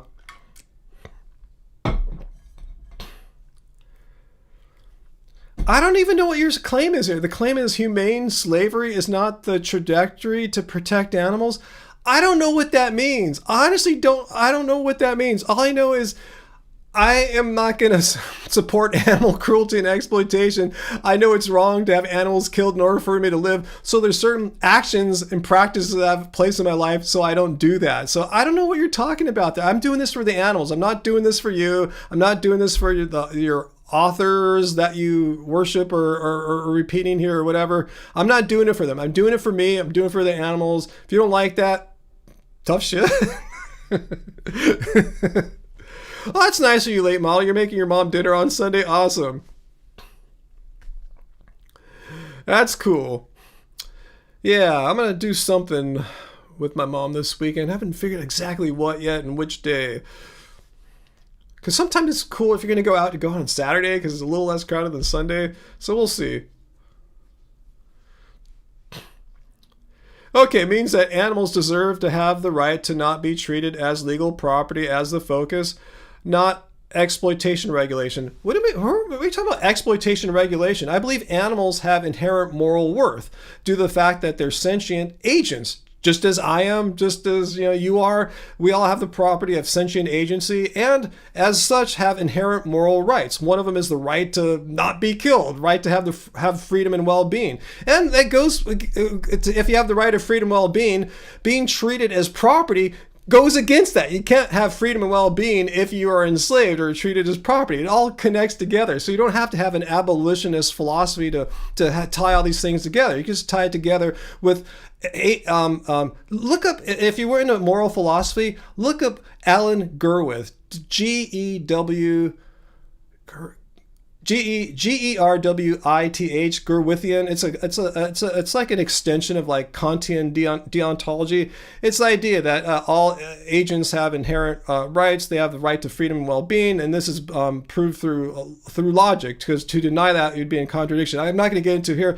That's all you need to do. You don't have to have an abolitionist framework. You just have to believe in the laws of logic and believe that all agents have a right to freedom and well-being, which prevents slavery from being on the table. And amongst other things, not just slavery, just other things, just some guy hitting you on the head every day. That would screw up your right to freedom and well-being.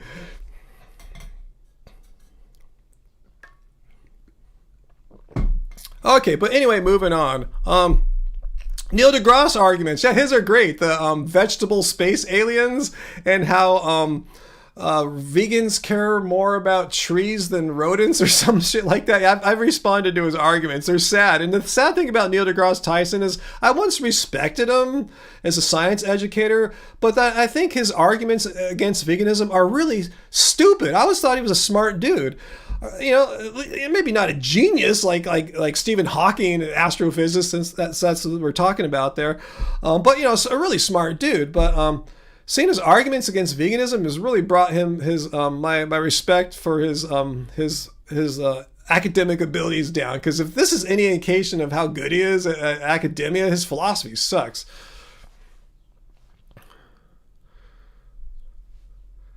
But I still respect him more than I disrespect him. I just think he's become more of it's gone to his head. I think that he's a celebrity. He likes that celebrity bit now more than, I think he's more on that trip than like being a scientist anymore, even though he tries to be a celebrity of science. But I think I think the celebrity shit's gone to his head.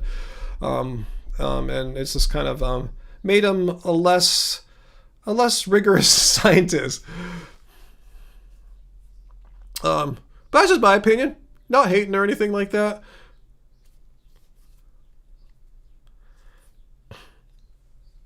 Yeah, he needs to stay in his lane. And I don't even know what his lane is anymore, late model, because he's a celebrity. I don't even think he's like working as an astrophysicist anymore. So it's just kind of like, what is the dude? Brian Greene, pop scientist. Wait, that name rings a bell. I have no opinion. I have to check him out. I probably do know who he is. I just have to see him. I didn't know he's vegan though. Until the End of the Time, one of those best books ever. I'm just going to look up Brian Greene. You got me curious now.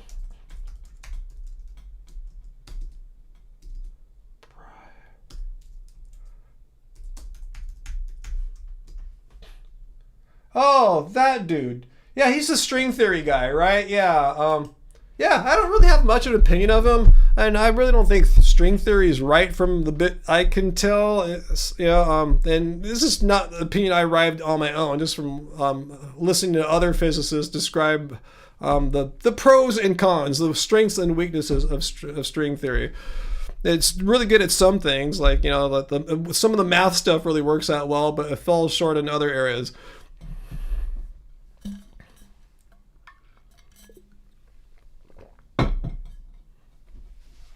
Oh, AJ, it's so lovely in May. One of the most favorite things about your house. I like May too. I think late model would like May down here too, because down here in SoCal we get something called the May Gray, followed often by the June Gloom. It's lovely. It's like overcast in the morning. It's cool. It really feels like, wow, I really feel like I live by the coast, which I do, but often doesn't feel like that. So yeah, which is very welcome because we had one of the warmest winters ever. I mean, so anyway, yeah, it's a lovely time of the year. Not for the reasons most people think why Southern California is nice. They always think the sun and all that stuff. And no, we've had enough sun and heat. I want some cool mornings and some pleasant afternoons, as opposed to like, oh, it's 85, got to turn the air conditioner on. Yeah, bring on the overcast. Yeah, not eternal sunshine fan at all either. That's what it felt like this winter. It was so warm. Like we had some really gnarly rain and like December and stuff and early January. And after that, bam, just flipped a switch, like hot, sunny all the time. Like, wow, what? It's like summer, but just it gets dark early. But anyway,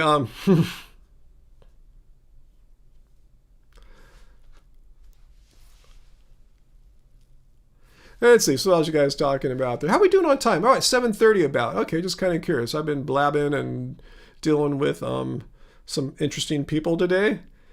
Yeah, Uncle. And if we get lucky, the May Gray and June Gloom turns into some July Gloom in the early part of July. But it's usually gone, it's usually gone by July, though. It is cherry season, so I might actually have to go to farmer's market and get cherries. I had my first, I was at the market the other day, out of Sprouts. I was out and about. I ran into a Sprouts market, and I saw, local, like, California cherries, I thought it was. Anyway, God, they're delicious. It's like, oh, yes, this is great. I got to go to a farmer's market and really stock up on cherries. So, yeah, that's my favorite fruit, guys, cherries. And I slept so good that night, too. I don't know if it was from the cherries or not, but, man, I felt so good that night.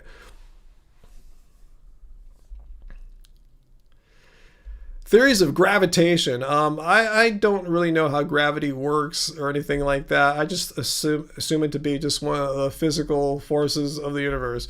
But anyway, yeah, I saw some there too. I didn't get them. Yeah, I should have, because I ran out of the Sprouts one the other night, and I was at Trader Joe's Wednesday. I could have stocked up. Oh, so yeah, you're part of the woods there, AJ. Yeah, I bet it's really beautiful because you probably had a rough. It's different your neck of the woods. You get real winters, snow and cold weather. So I bet yeah. Now when you're saying it's beautiful, it's a true like most people think of beautiful like nice weather. The sun's out, the temperatures are nice. You always think of me when you see cherries, Heidi. Awesome, because I am the crazy cherry guy. Seriously, when I go to farmers market, I rarely see people buying like $30 to $40 worth of cherries like I typically do. I go nuts because I love them, and once they're gone, they're gone. They're fleeting. They're ephemeral. They're only here like 4 or 5 weeks or something like that at the farmers market. So I go nuts because once they're gone, and I have regrets. So I don't want to have regrets. I want to get to the point after that 4 or 5 weeks, like okay. I'm a little over cherries right now, so as opposed to always wanting cherries. Yeah, and cherry juice and stuff like that and jams, they're not the same. I like the fresh cherries, just freshly picked from California cherry trees. And then what's cool about that, yeah, after the 4 or 5 weeks, they're gone. But if you go to the markets, then you'll see, oh, there's like Oregon cherries, then Washington cherries. Just kind of follow the weather north as summer unfolds. So you can kind of still be eating cherries for well past that 4 or 5 weeks, but it won't be the local cherries anymore, which usually are the best ones.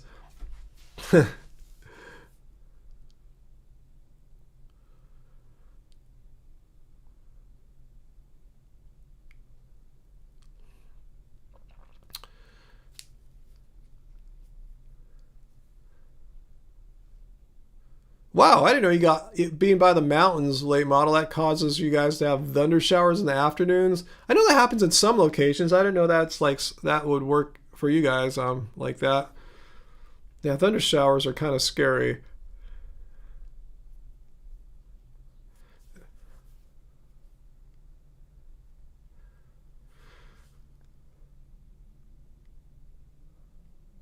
I'm reading some of the comments here. Wow, that's cool, Travis. You picked 10 pounds of sour cherries from a local orchard. Good for you. Were they good? Sour cherries?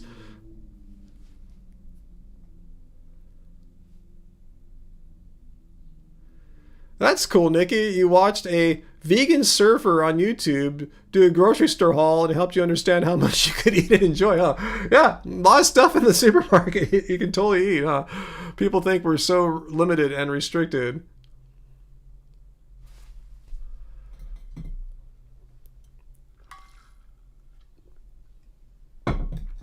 Well, send me some cherries, late model, from the Hood River cherry orchards. I would love some.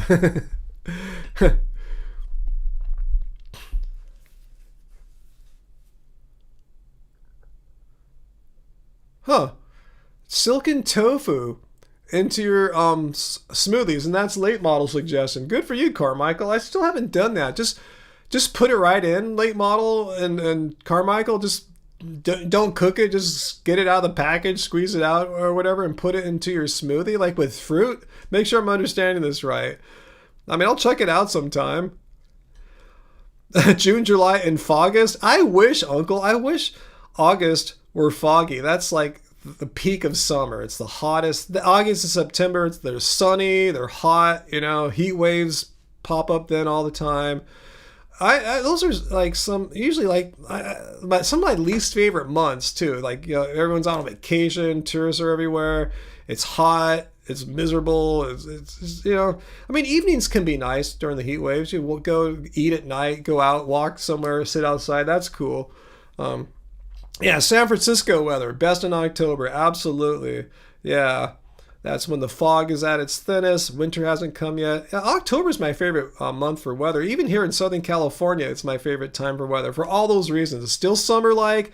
It's gotten a little cooler. You still can have some heat waves here in October, but in general, the weather's nice. Tourists are gone. Fog's not that bad. It's just a chill That's for me. That's California weather. When I think of picture postcard California, I'm thinking of what it looks like here and feels like here in October. Oh, when's that gonna happen, AJ? When are you gonna get all your rural farm stands happening? That sounds great.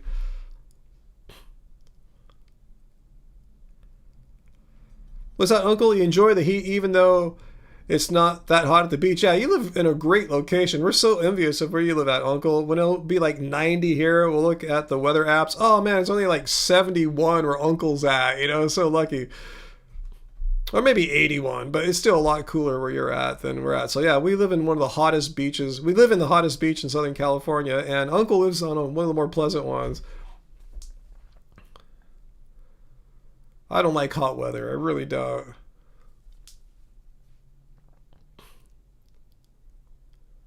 Wow, Heidi, you're getting expected 500,000 people for the World Soccer Games this summer. Where's that going to be at? That's the World Cup, right? Is it? I hope it's not around me, because I don't like all this hot and a bunch of tourists. If they're in Boston, I'll be better for me. You're probably going to say it's out here, unfortunately. I can feel the twist coming.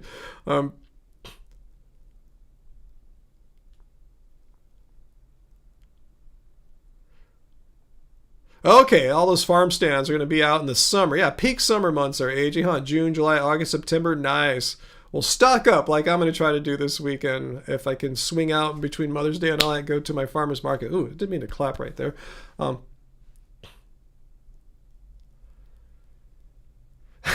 AJ, yeah, I would hate Florida weather. I don't like. Yeah, I wouldn't like Florida. I know what Florida weather's like. People have described it to many times, and yeah, it sounds. I would fail there. Seriously, I would just collapse probably, and people would blame it on veganism. No, it's just because I'm big and I don't like hot tropical weather. It's my. Oh no, it's the worst thing for me.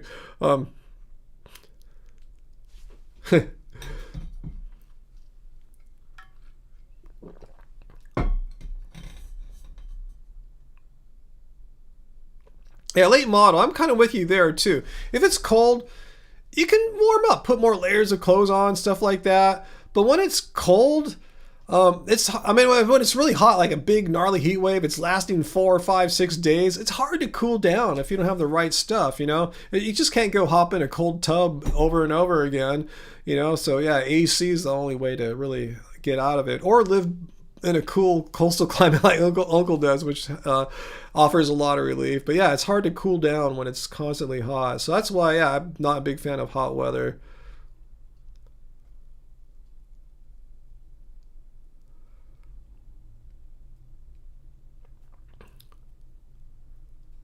Okay, AJ, I didn't know it was a dry heat in Florida in the winter and early spring. Huh. Okay, that sounds a little bit better. If I had to choose between the two, I like dry heat too. Yeah, less moisture, less humidity, less sweaty. Easier for your body to make it bearable. Yeah. Me and late model, really? Dry heat in Florida? I didn't know there was such a thing. I thought Florida was like permanent humid. Oh, Nikki, you going? Yeah, good night, Nikki. Thanks for being here. I'm sorry I didn't talk to you that much, but I'm glad you're here and you're getting in your new house, Nikki. That's awesome.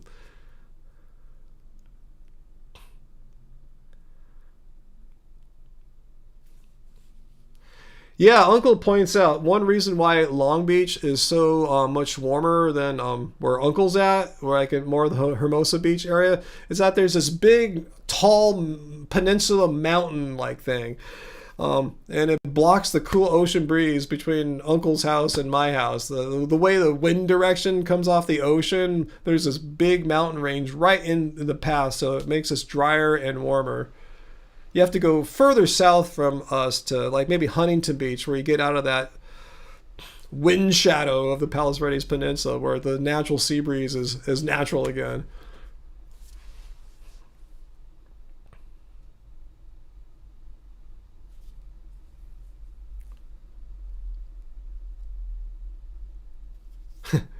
Yeah, VLAM, yeah, she's talking right there. Humidity plus C equals wet bulb event equals death. Yeah, you got to be careful with humidity and heat. It could kill you for sure. Yeah, I'm with you, Poe. I don't think the human body is well adapted to extreme heat. Mine definitely is not.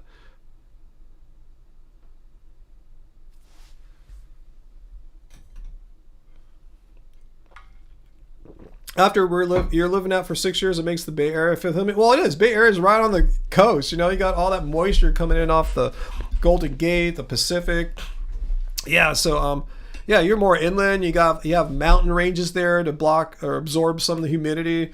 What the right verb is there, but yeah, just drier. I thought the humidity, like it's rung up into the mountains, and if depending on which side of the mountain you're on, one side's more wet, other side's more dry. I thought you're on the inland side, so there's less humidity there. So that totally makes sense. That you when you go to Marin, the Bay Area, yeah, it feels like there's all this moisture in the air for sure. Nothing's really blocking it, like I mean, there's some, there's, there's the whole mountain ranges on the coast there, but still, it's way more. I know it gets super foggy and moist up there, and I love it. That's what I love about the Bay Area's weather. I love all that fog.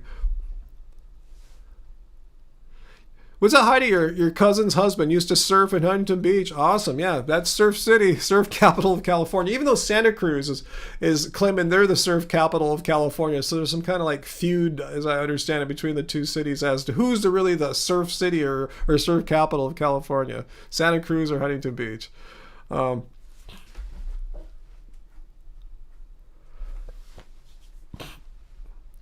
You almost swallowed a bug, Carmichael. Yeah, you'd still be vegan. Again, it's about intentional. It's not about accidents. So if you intentionally ate the bug, we'd have to really do some thinking. But if you accidentally swallowed a bug, which can happen, it's happened to me when I was like riding a bike before, a bug went in my mouth. What can you do? So those are accidents.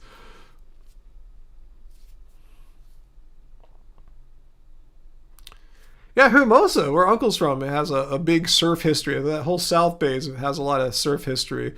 Yeah, it's not really looked upon as the great surf area anymore, but you do live right by a renowned break for that area, El Porto. It's got usually bigger, more powerful waves than average in the area. You have a nice point break out there at Haggerty's. And the Palos Verdes Peninsula is not too far from all that too. Even though there's not a lot of good surf spots there actually, unless you're a local.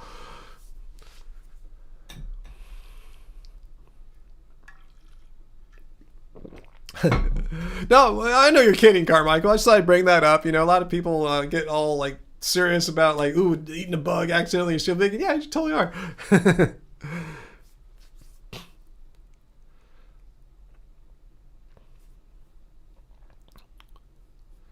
Heme iron versus iron. What about heme iron versus iron? I know the difference between the two, but what about that difference? What are you getting at, Mars Gaming?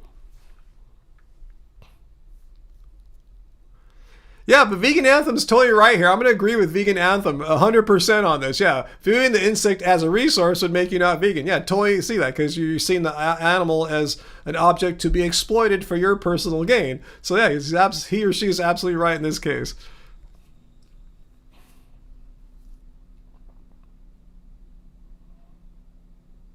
Oh, that's a funny story, AJ. I didn't see that coming. The window wasn't rolled down.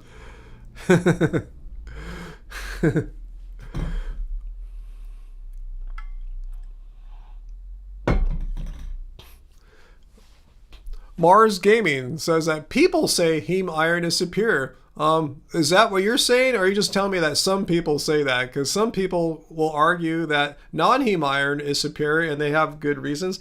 And some people will say, as a vegan, you can still have vegan forms of heme iron. So I'm not sure what you're getting at exactly. Because if you really want to be, if that's what's stopping you from being vegan, I'm assuming you're not vegan. So if you're saying that's the only thing, if we could figure out how to make vegan heme iron, you would go all in on vegan. Is that what you're saying? Let me know.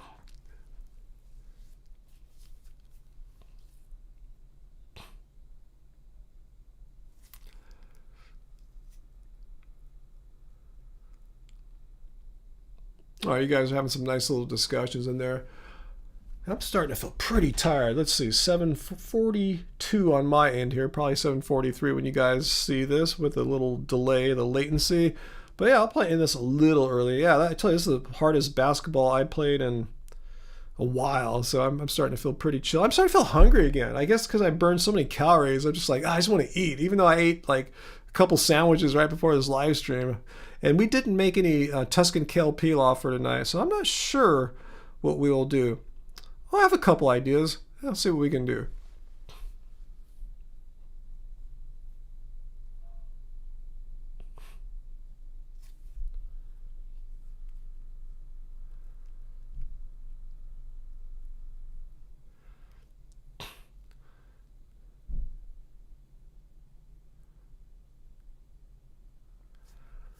Let's see. I didn't see Paulinus saying that insects are resources. I saw him asking how do you deal with insects on your house, like roaches and stuff like that. I didn't see him mention that they're resources to be exploited and utilized or anything like that. Yeah, exactly. Paulinus says, "What makes you think I see them as resources?" I didn't see any talk of resources. Just wondering how does an ethical vegan deal with like bugs and stuff like that. That's what I saw. I didn't see any. It seems like a moral question, not like a resource exploitation question. So it's kind of funny how Vegan Anthem sees so many things in his worldview as resources, and you know, it seems like he's really sees the whole thing funneled like that. He didn't even bring anything like that up. He being Paulinus.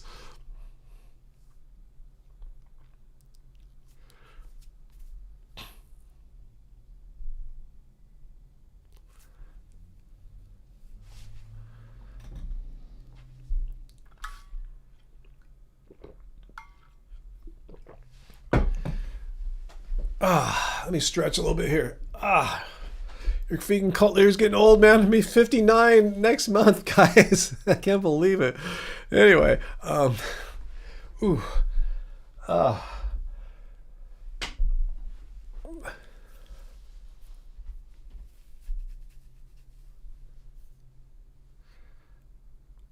I don't think you answered his question, Vegan Anthem. Vegan Anthem, Paulinus was asking, what made you think that Paulinus was suggesting or asserting that insects were resources to be exploited? Because I didn't see that anything remotely like that in what Paulinus said. And you just said, Paulinus, it's not a vegan-related topic. This sort of talk is common from non-vegans, not saying you are not vegan. Well, that's cool what you're saying there, I guess, but you didn't answer his question. Like, why are you accusing him of viewing insects as resources? Because he didn't say anything of the sort. How I became vegan?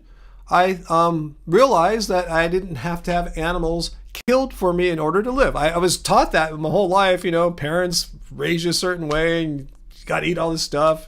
And then once I got older, I realized, oh, you don't have to eat all the stuff that your parents are saying you got to eat. I encountered like the Hare Krishnas at a Grateful Dead concert. They gave me all this free vegan food. And I was delicious. No animals had to be killed. Wow. And they do this for every meal. I could do this too. Like it took me a while to get to the point where I could do it on my own without help of the Hare Krishnas. But yeah, the realization that animals don't need to die in order for me to live. Like if I had the choice, like, would I choose the life where animals have to die for me, or choose a life where they don't have to die? I'm going to choose the one where they don't have to die. Why am I such an awesome person, an awesome being, that I need animals to die for me? Like, no, I don't want animals to die for me. If I can eat healthy, good food and not have to have animals killed, yeah, sign me up. How do I do this? That's how I went vegan. Yeah, and I don't see animals as resources. I don't see them as a resource for food for my body. Animals are their own ends in themselves. They have their own lives, their own right to live. I have no right to pay for people to breed them into existence, exploit them, their shortened lives, and then kill them so I can have a hamburger or a steak or whatever, or eggs for that matter. Okay, Vegan Anthem says you addressed that claim about Poe, saying I addressed that by saying he never said he was not vegan. No, that was not the question. Poe never said, why'd you say I was not vegan? Poe never suggested, he said, what made you think that I viewed insects as resources? See how that question has nothing to do with, is Poe vegan? You're saying Poe viewed animals or insects as resources. That's what he was asking. You never answered that question. You're still answering questions that he or I never asked, which is, to me, is kind of a sign of bad faith, or maybe you're just not listening.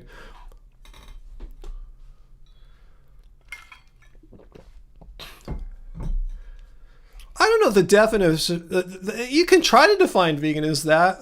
He says vegan means you do not see animals as resources. I agree. If you're vegan, this is if then. If you are vegan, then you do not see animals as resources. I agree with that if then for sure. I don't know if that's the definition of veganism, but yeah, it's definitely an if-then that follows from what the definition of veganism is. Veganism is a stance against animal cruelty and exploitation. If you don't see animals as objects to be exploited and to be treated with cruelty, yeah, you wouldn't see animals as resources. So it depends on how you see it.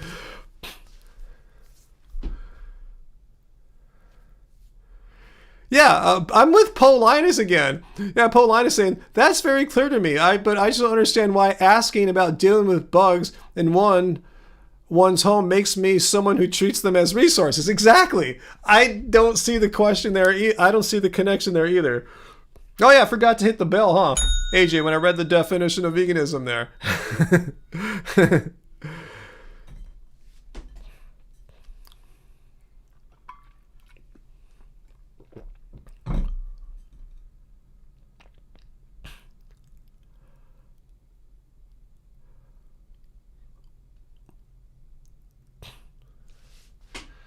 Car Garden. There's a vegan restaurant in the Castro. Are you talking about that sushi? No, is that the,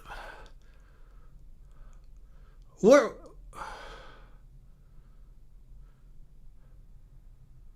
You're not talking about Shizen, are you? Is that what you're talking about? That sushi place? I think that was Castro adjacent, but yeah, let me know what this restaurant was. That's in San Francisco, by the way. The Castro district or neighborhood or whatever it's called. What are they called? Districts, neighborhoods? I forgot. It's been a while since I lived there.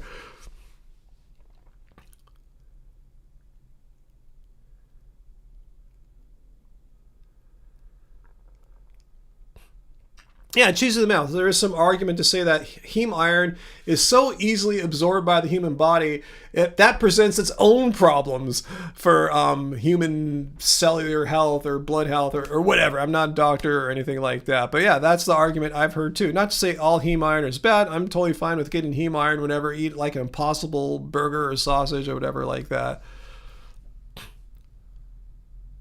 Yeah, vegan sushi can be very yum. It's been a while since I had any vegan sushi. One of my favorite ones just closed down. It was in Orange County. It was not that close to me. Like it was like a Costa Mesa, I think. But it closed down the past year or so. So yeah, bummer. Oh, you're lucky. A food truck by your house has some great vegan sushi. I'm not aware of any around here for me, so that's awesome. Good for you, late model. Take advantage of that. Yeah, it's been a long time since I had good vegan sushi.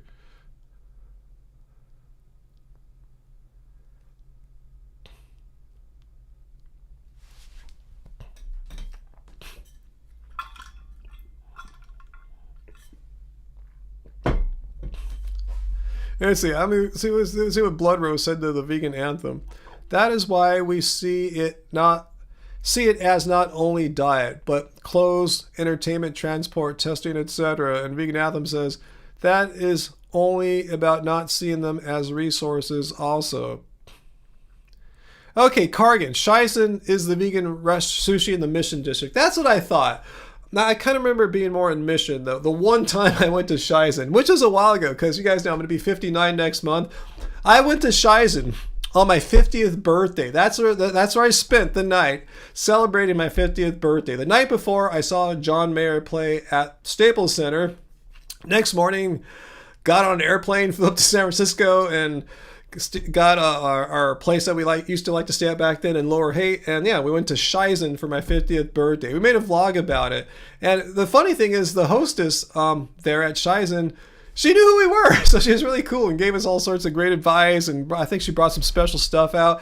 And yes, speaking of Mission District and vegan, Gracias Madre. I missed that one. I didn't go to as much. I missed that one though because that was cool. I had some really great nights at Gracias Madre in San Francisco, and also the one I used to go to locally here in Newport Beach when it closed down a couple years ago. We were so bummed to hear when that one closed. God took something really precious away from us. But that's where Buddhism comes in. You should try not to get too attached to things, because our attachment is what causes us our sorrows. But anyway, not to get off on that too much.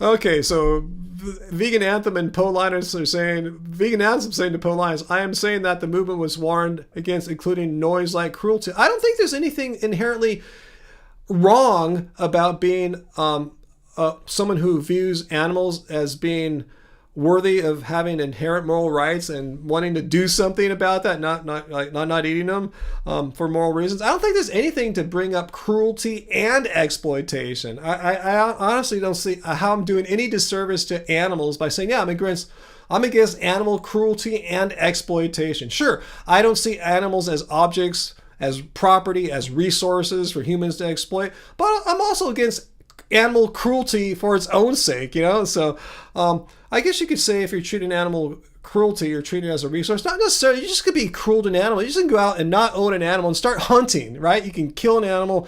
I'm against that too. I guess you could say you're treating it as a resource. What if they're not? Say a hunter just kills it and leaves it because they just get a jolly seeing an innocent animal fall down and die in front of his or her eyes. Some people get sick pleasures like that. They're exploiting that animal's inherent moral rights. So I don't think there's anything inherently unvegan saying that you're against both animal cruelty and exploitation. Exploitation, captures all the rights, what I'm trying to say, the resource aspect of animals, which they're not, property aspect, which they're not, and the cruelty just. Don't go and kill animals. They shouldn't exploit them, and you just shouldn't kill them. There's nothing inherently wrong in saying that as a vegan, I'm against animal cruelty and exploitation. If you think there's something wrong with that, I think there's something wrong with you. Just, focus on your activism, but don't try to police how others who, like myself, dedicate time that I don't have to dedicate this to veganism, but I'm passionate about it, so I do. Don't say we're doing it wrong because my definition doesn't line up exactly with yours, and yours is obviously the better one. The animals don't give a shit. I'm against people hitting them on the heads with sticks. I'm against people breeding them into existence as property. Either way. So, okay, you're confident in your assertion that as Kraus warned. Okay, tell me, what is wrong? Lay it out for me very clearly here, Vegan Anthem. Don't beat around the bush. No bullshit. How is it wrong? What is this warning that Cross made about people like myself who include the words cruelty and exploitation together? How is that somehow doing a disservice to animals? Like the animals are. I'm not speaking out for them, right? Because I don't want hunters to go shoot them in the head. I don't want some maniac go down the street hitting dogs and cats with sticks. Not as resources. They're not going to harvest them. They're just being dicks. Like, how is it wrong to be against cruelty and exploitation? Please.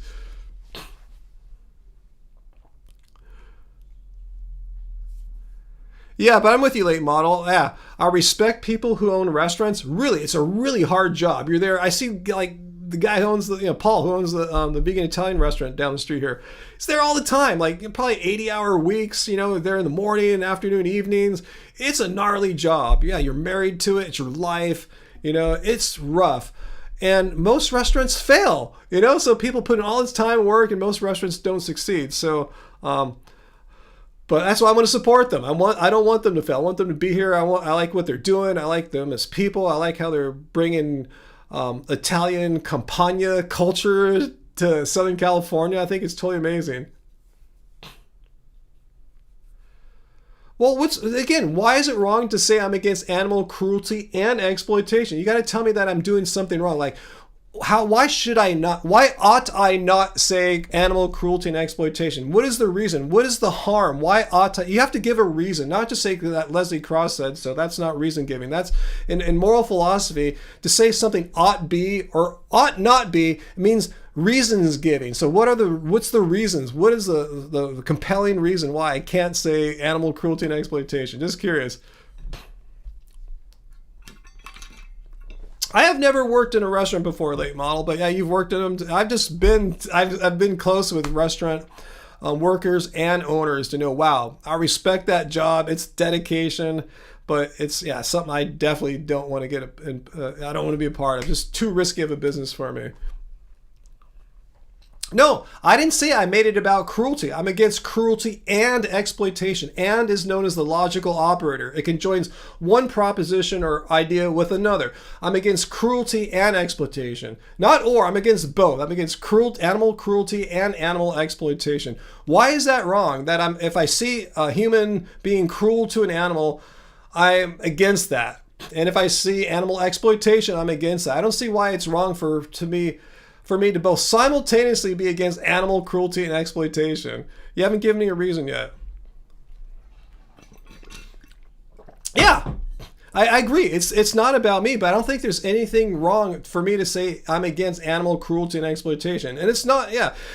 And again, you're making it about yourself, saying that that according to you and Leslie Cross, it's wrong to say that a vegan is against animal cruelty and exploitation. So I just want to know what am I doing that's wrong to it? Again, I'm adding cruelty I'm saying cruelty and exploitation. Why is it wrong for me as a human with feelings to see animals being treated with cruelty, and also as a human with feelings to see animals in exploitation? I'm against both forms of animal cruelty and exploitation. Why is that inherently wrong as a vegan? I still am not hearing the reason why I'm doing a disservice to the animals and representing veganism poorly by being against both of those.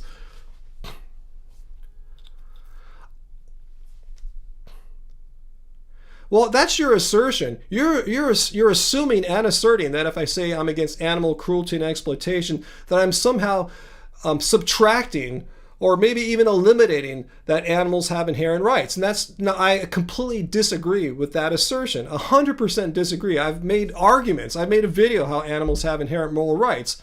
So just because one includes cruelty and exploitation together, that does not necessarily mean that animal rights have been lessened.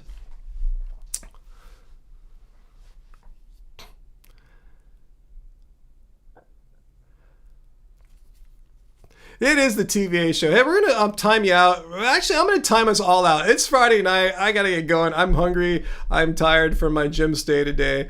But yeah, I'm hoping that next week I'll get back to a normal video production schedule. I already have a response video. It's the one you sent me. Oh, Peter's not here anymore, right? But Peter sent me an interesting one. He mentioned it last Friday, and I finally had a look at his message to me, and he gave me a good idea for next week. So I got that going already. So that should be back next week. Probably get it out Wednesday or Thursday, somewhere in there. Live stream again Friday. Yeah, that's the plan. Oh, I forgot to play. I was going to play one of our new music video. I know Late Model joined us for the premiere of our latest song, Dissociate. Maybe I'll play that next week. Shoot, I had it even queued up on my my Firefox browser that I share. Stuff like the definition of veganism, which someone here really hates.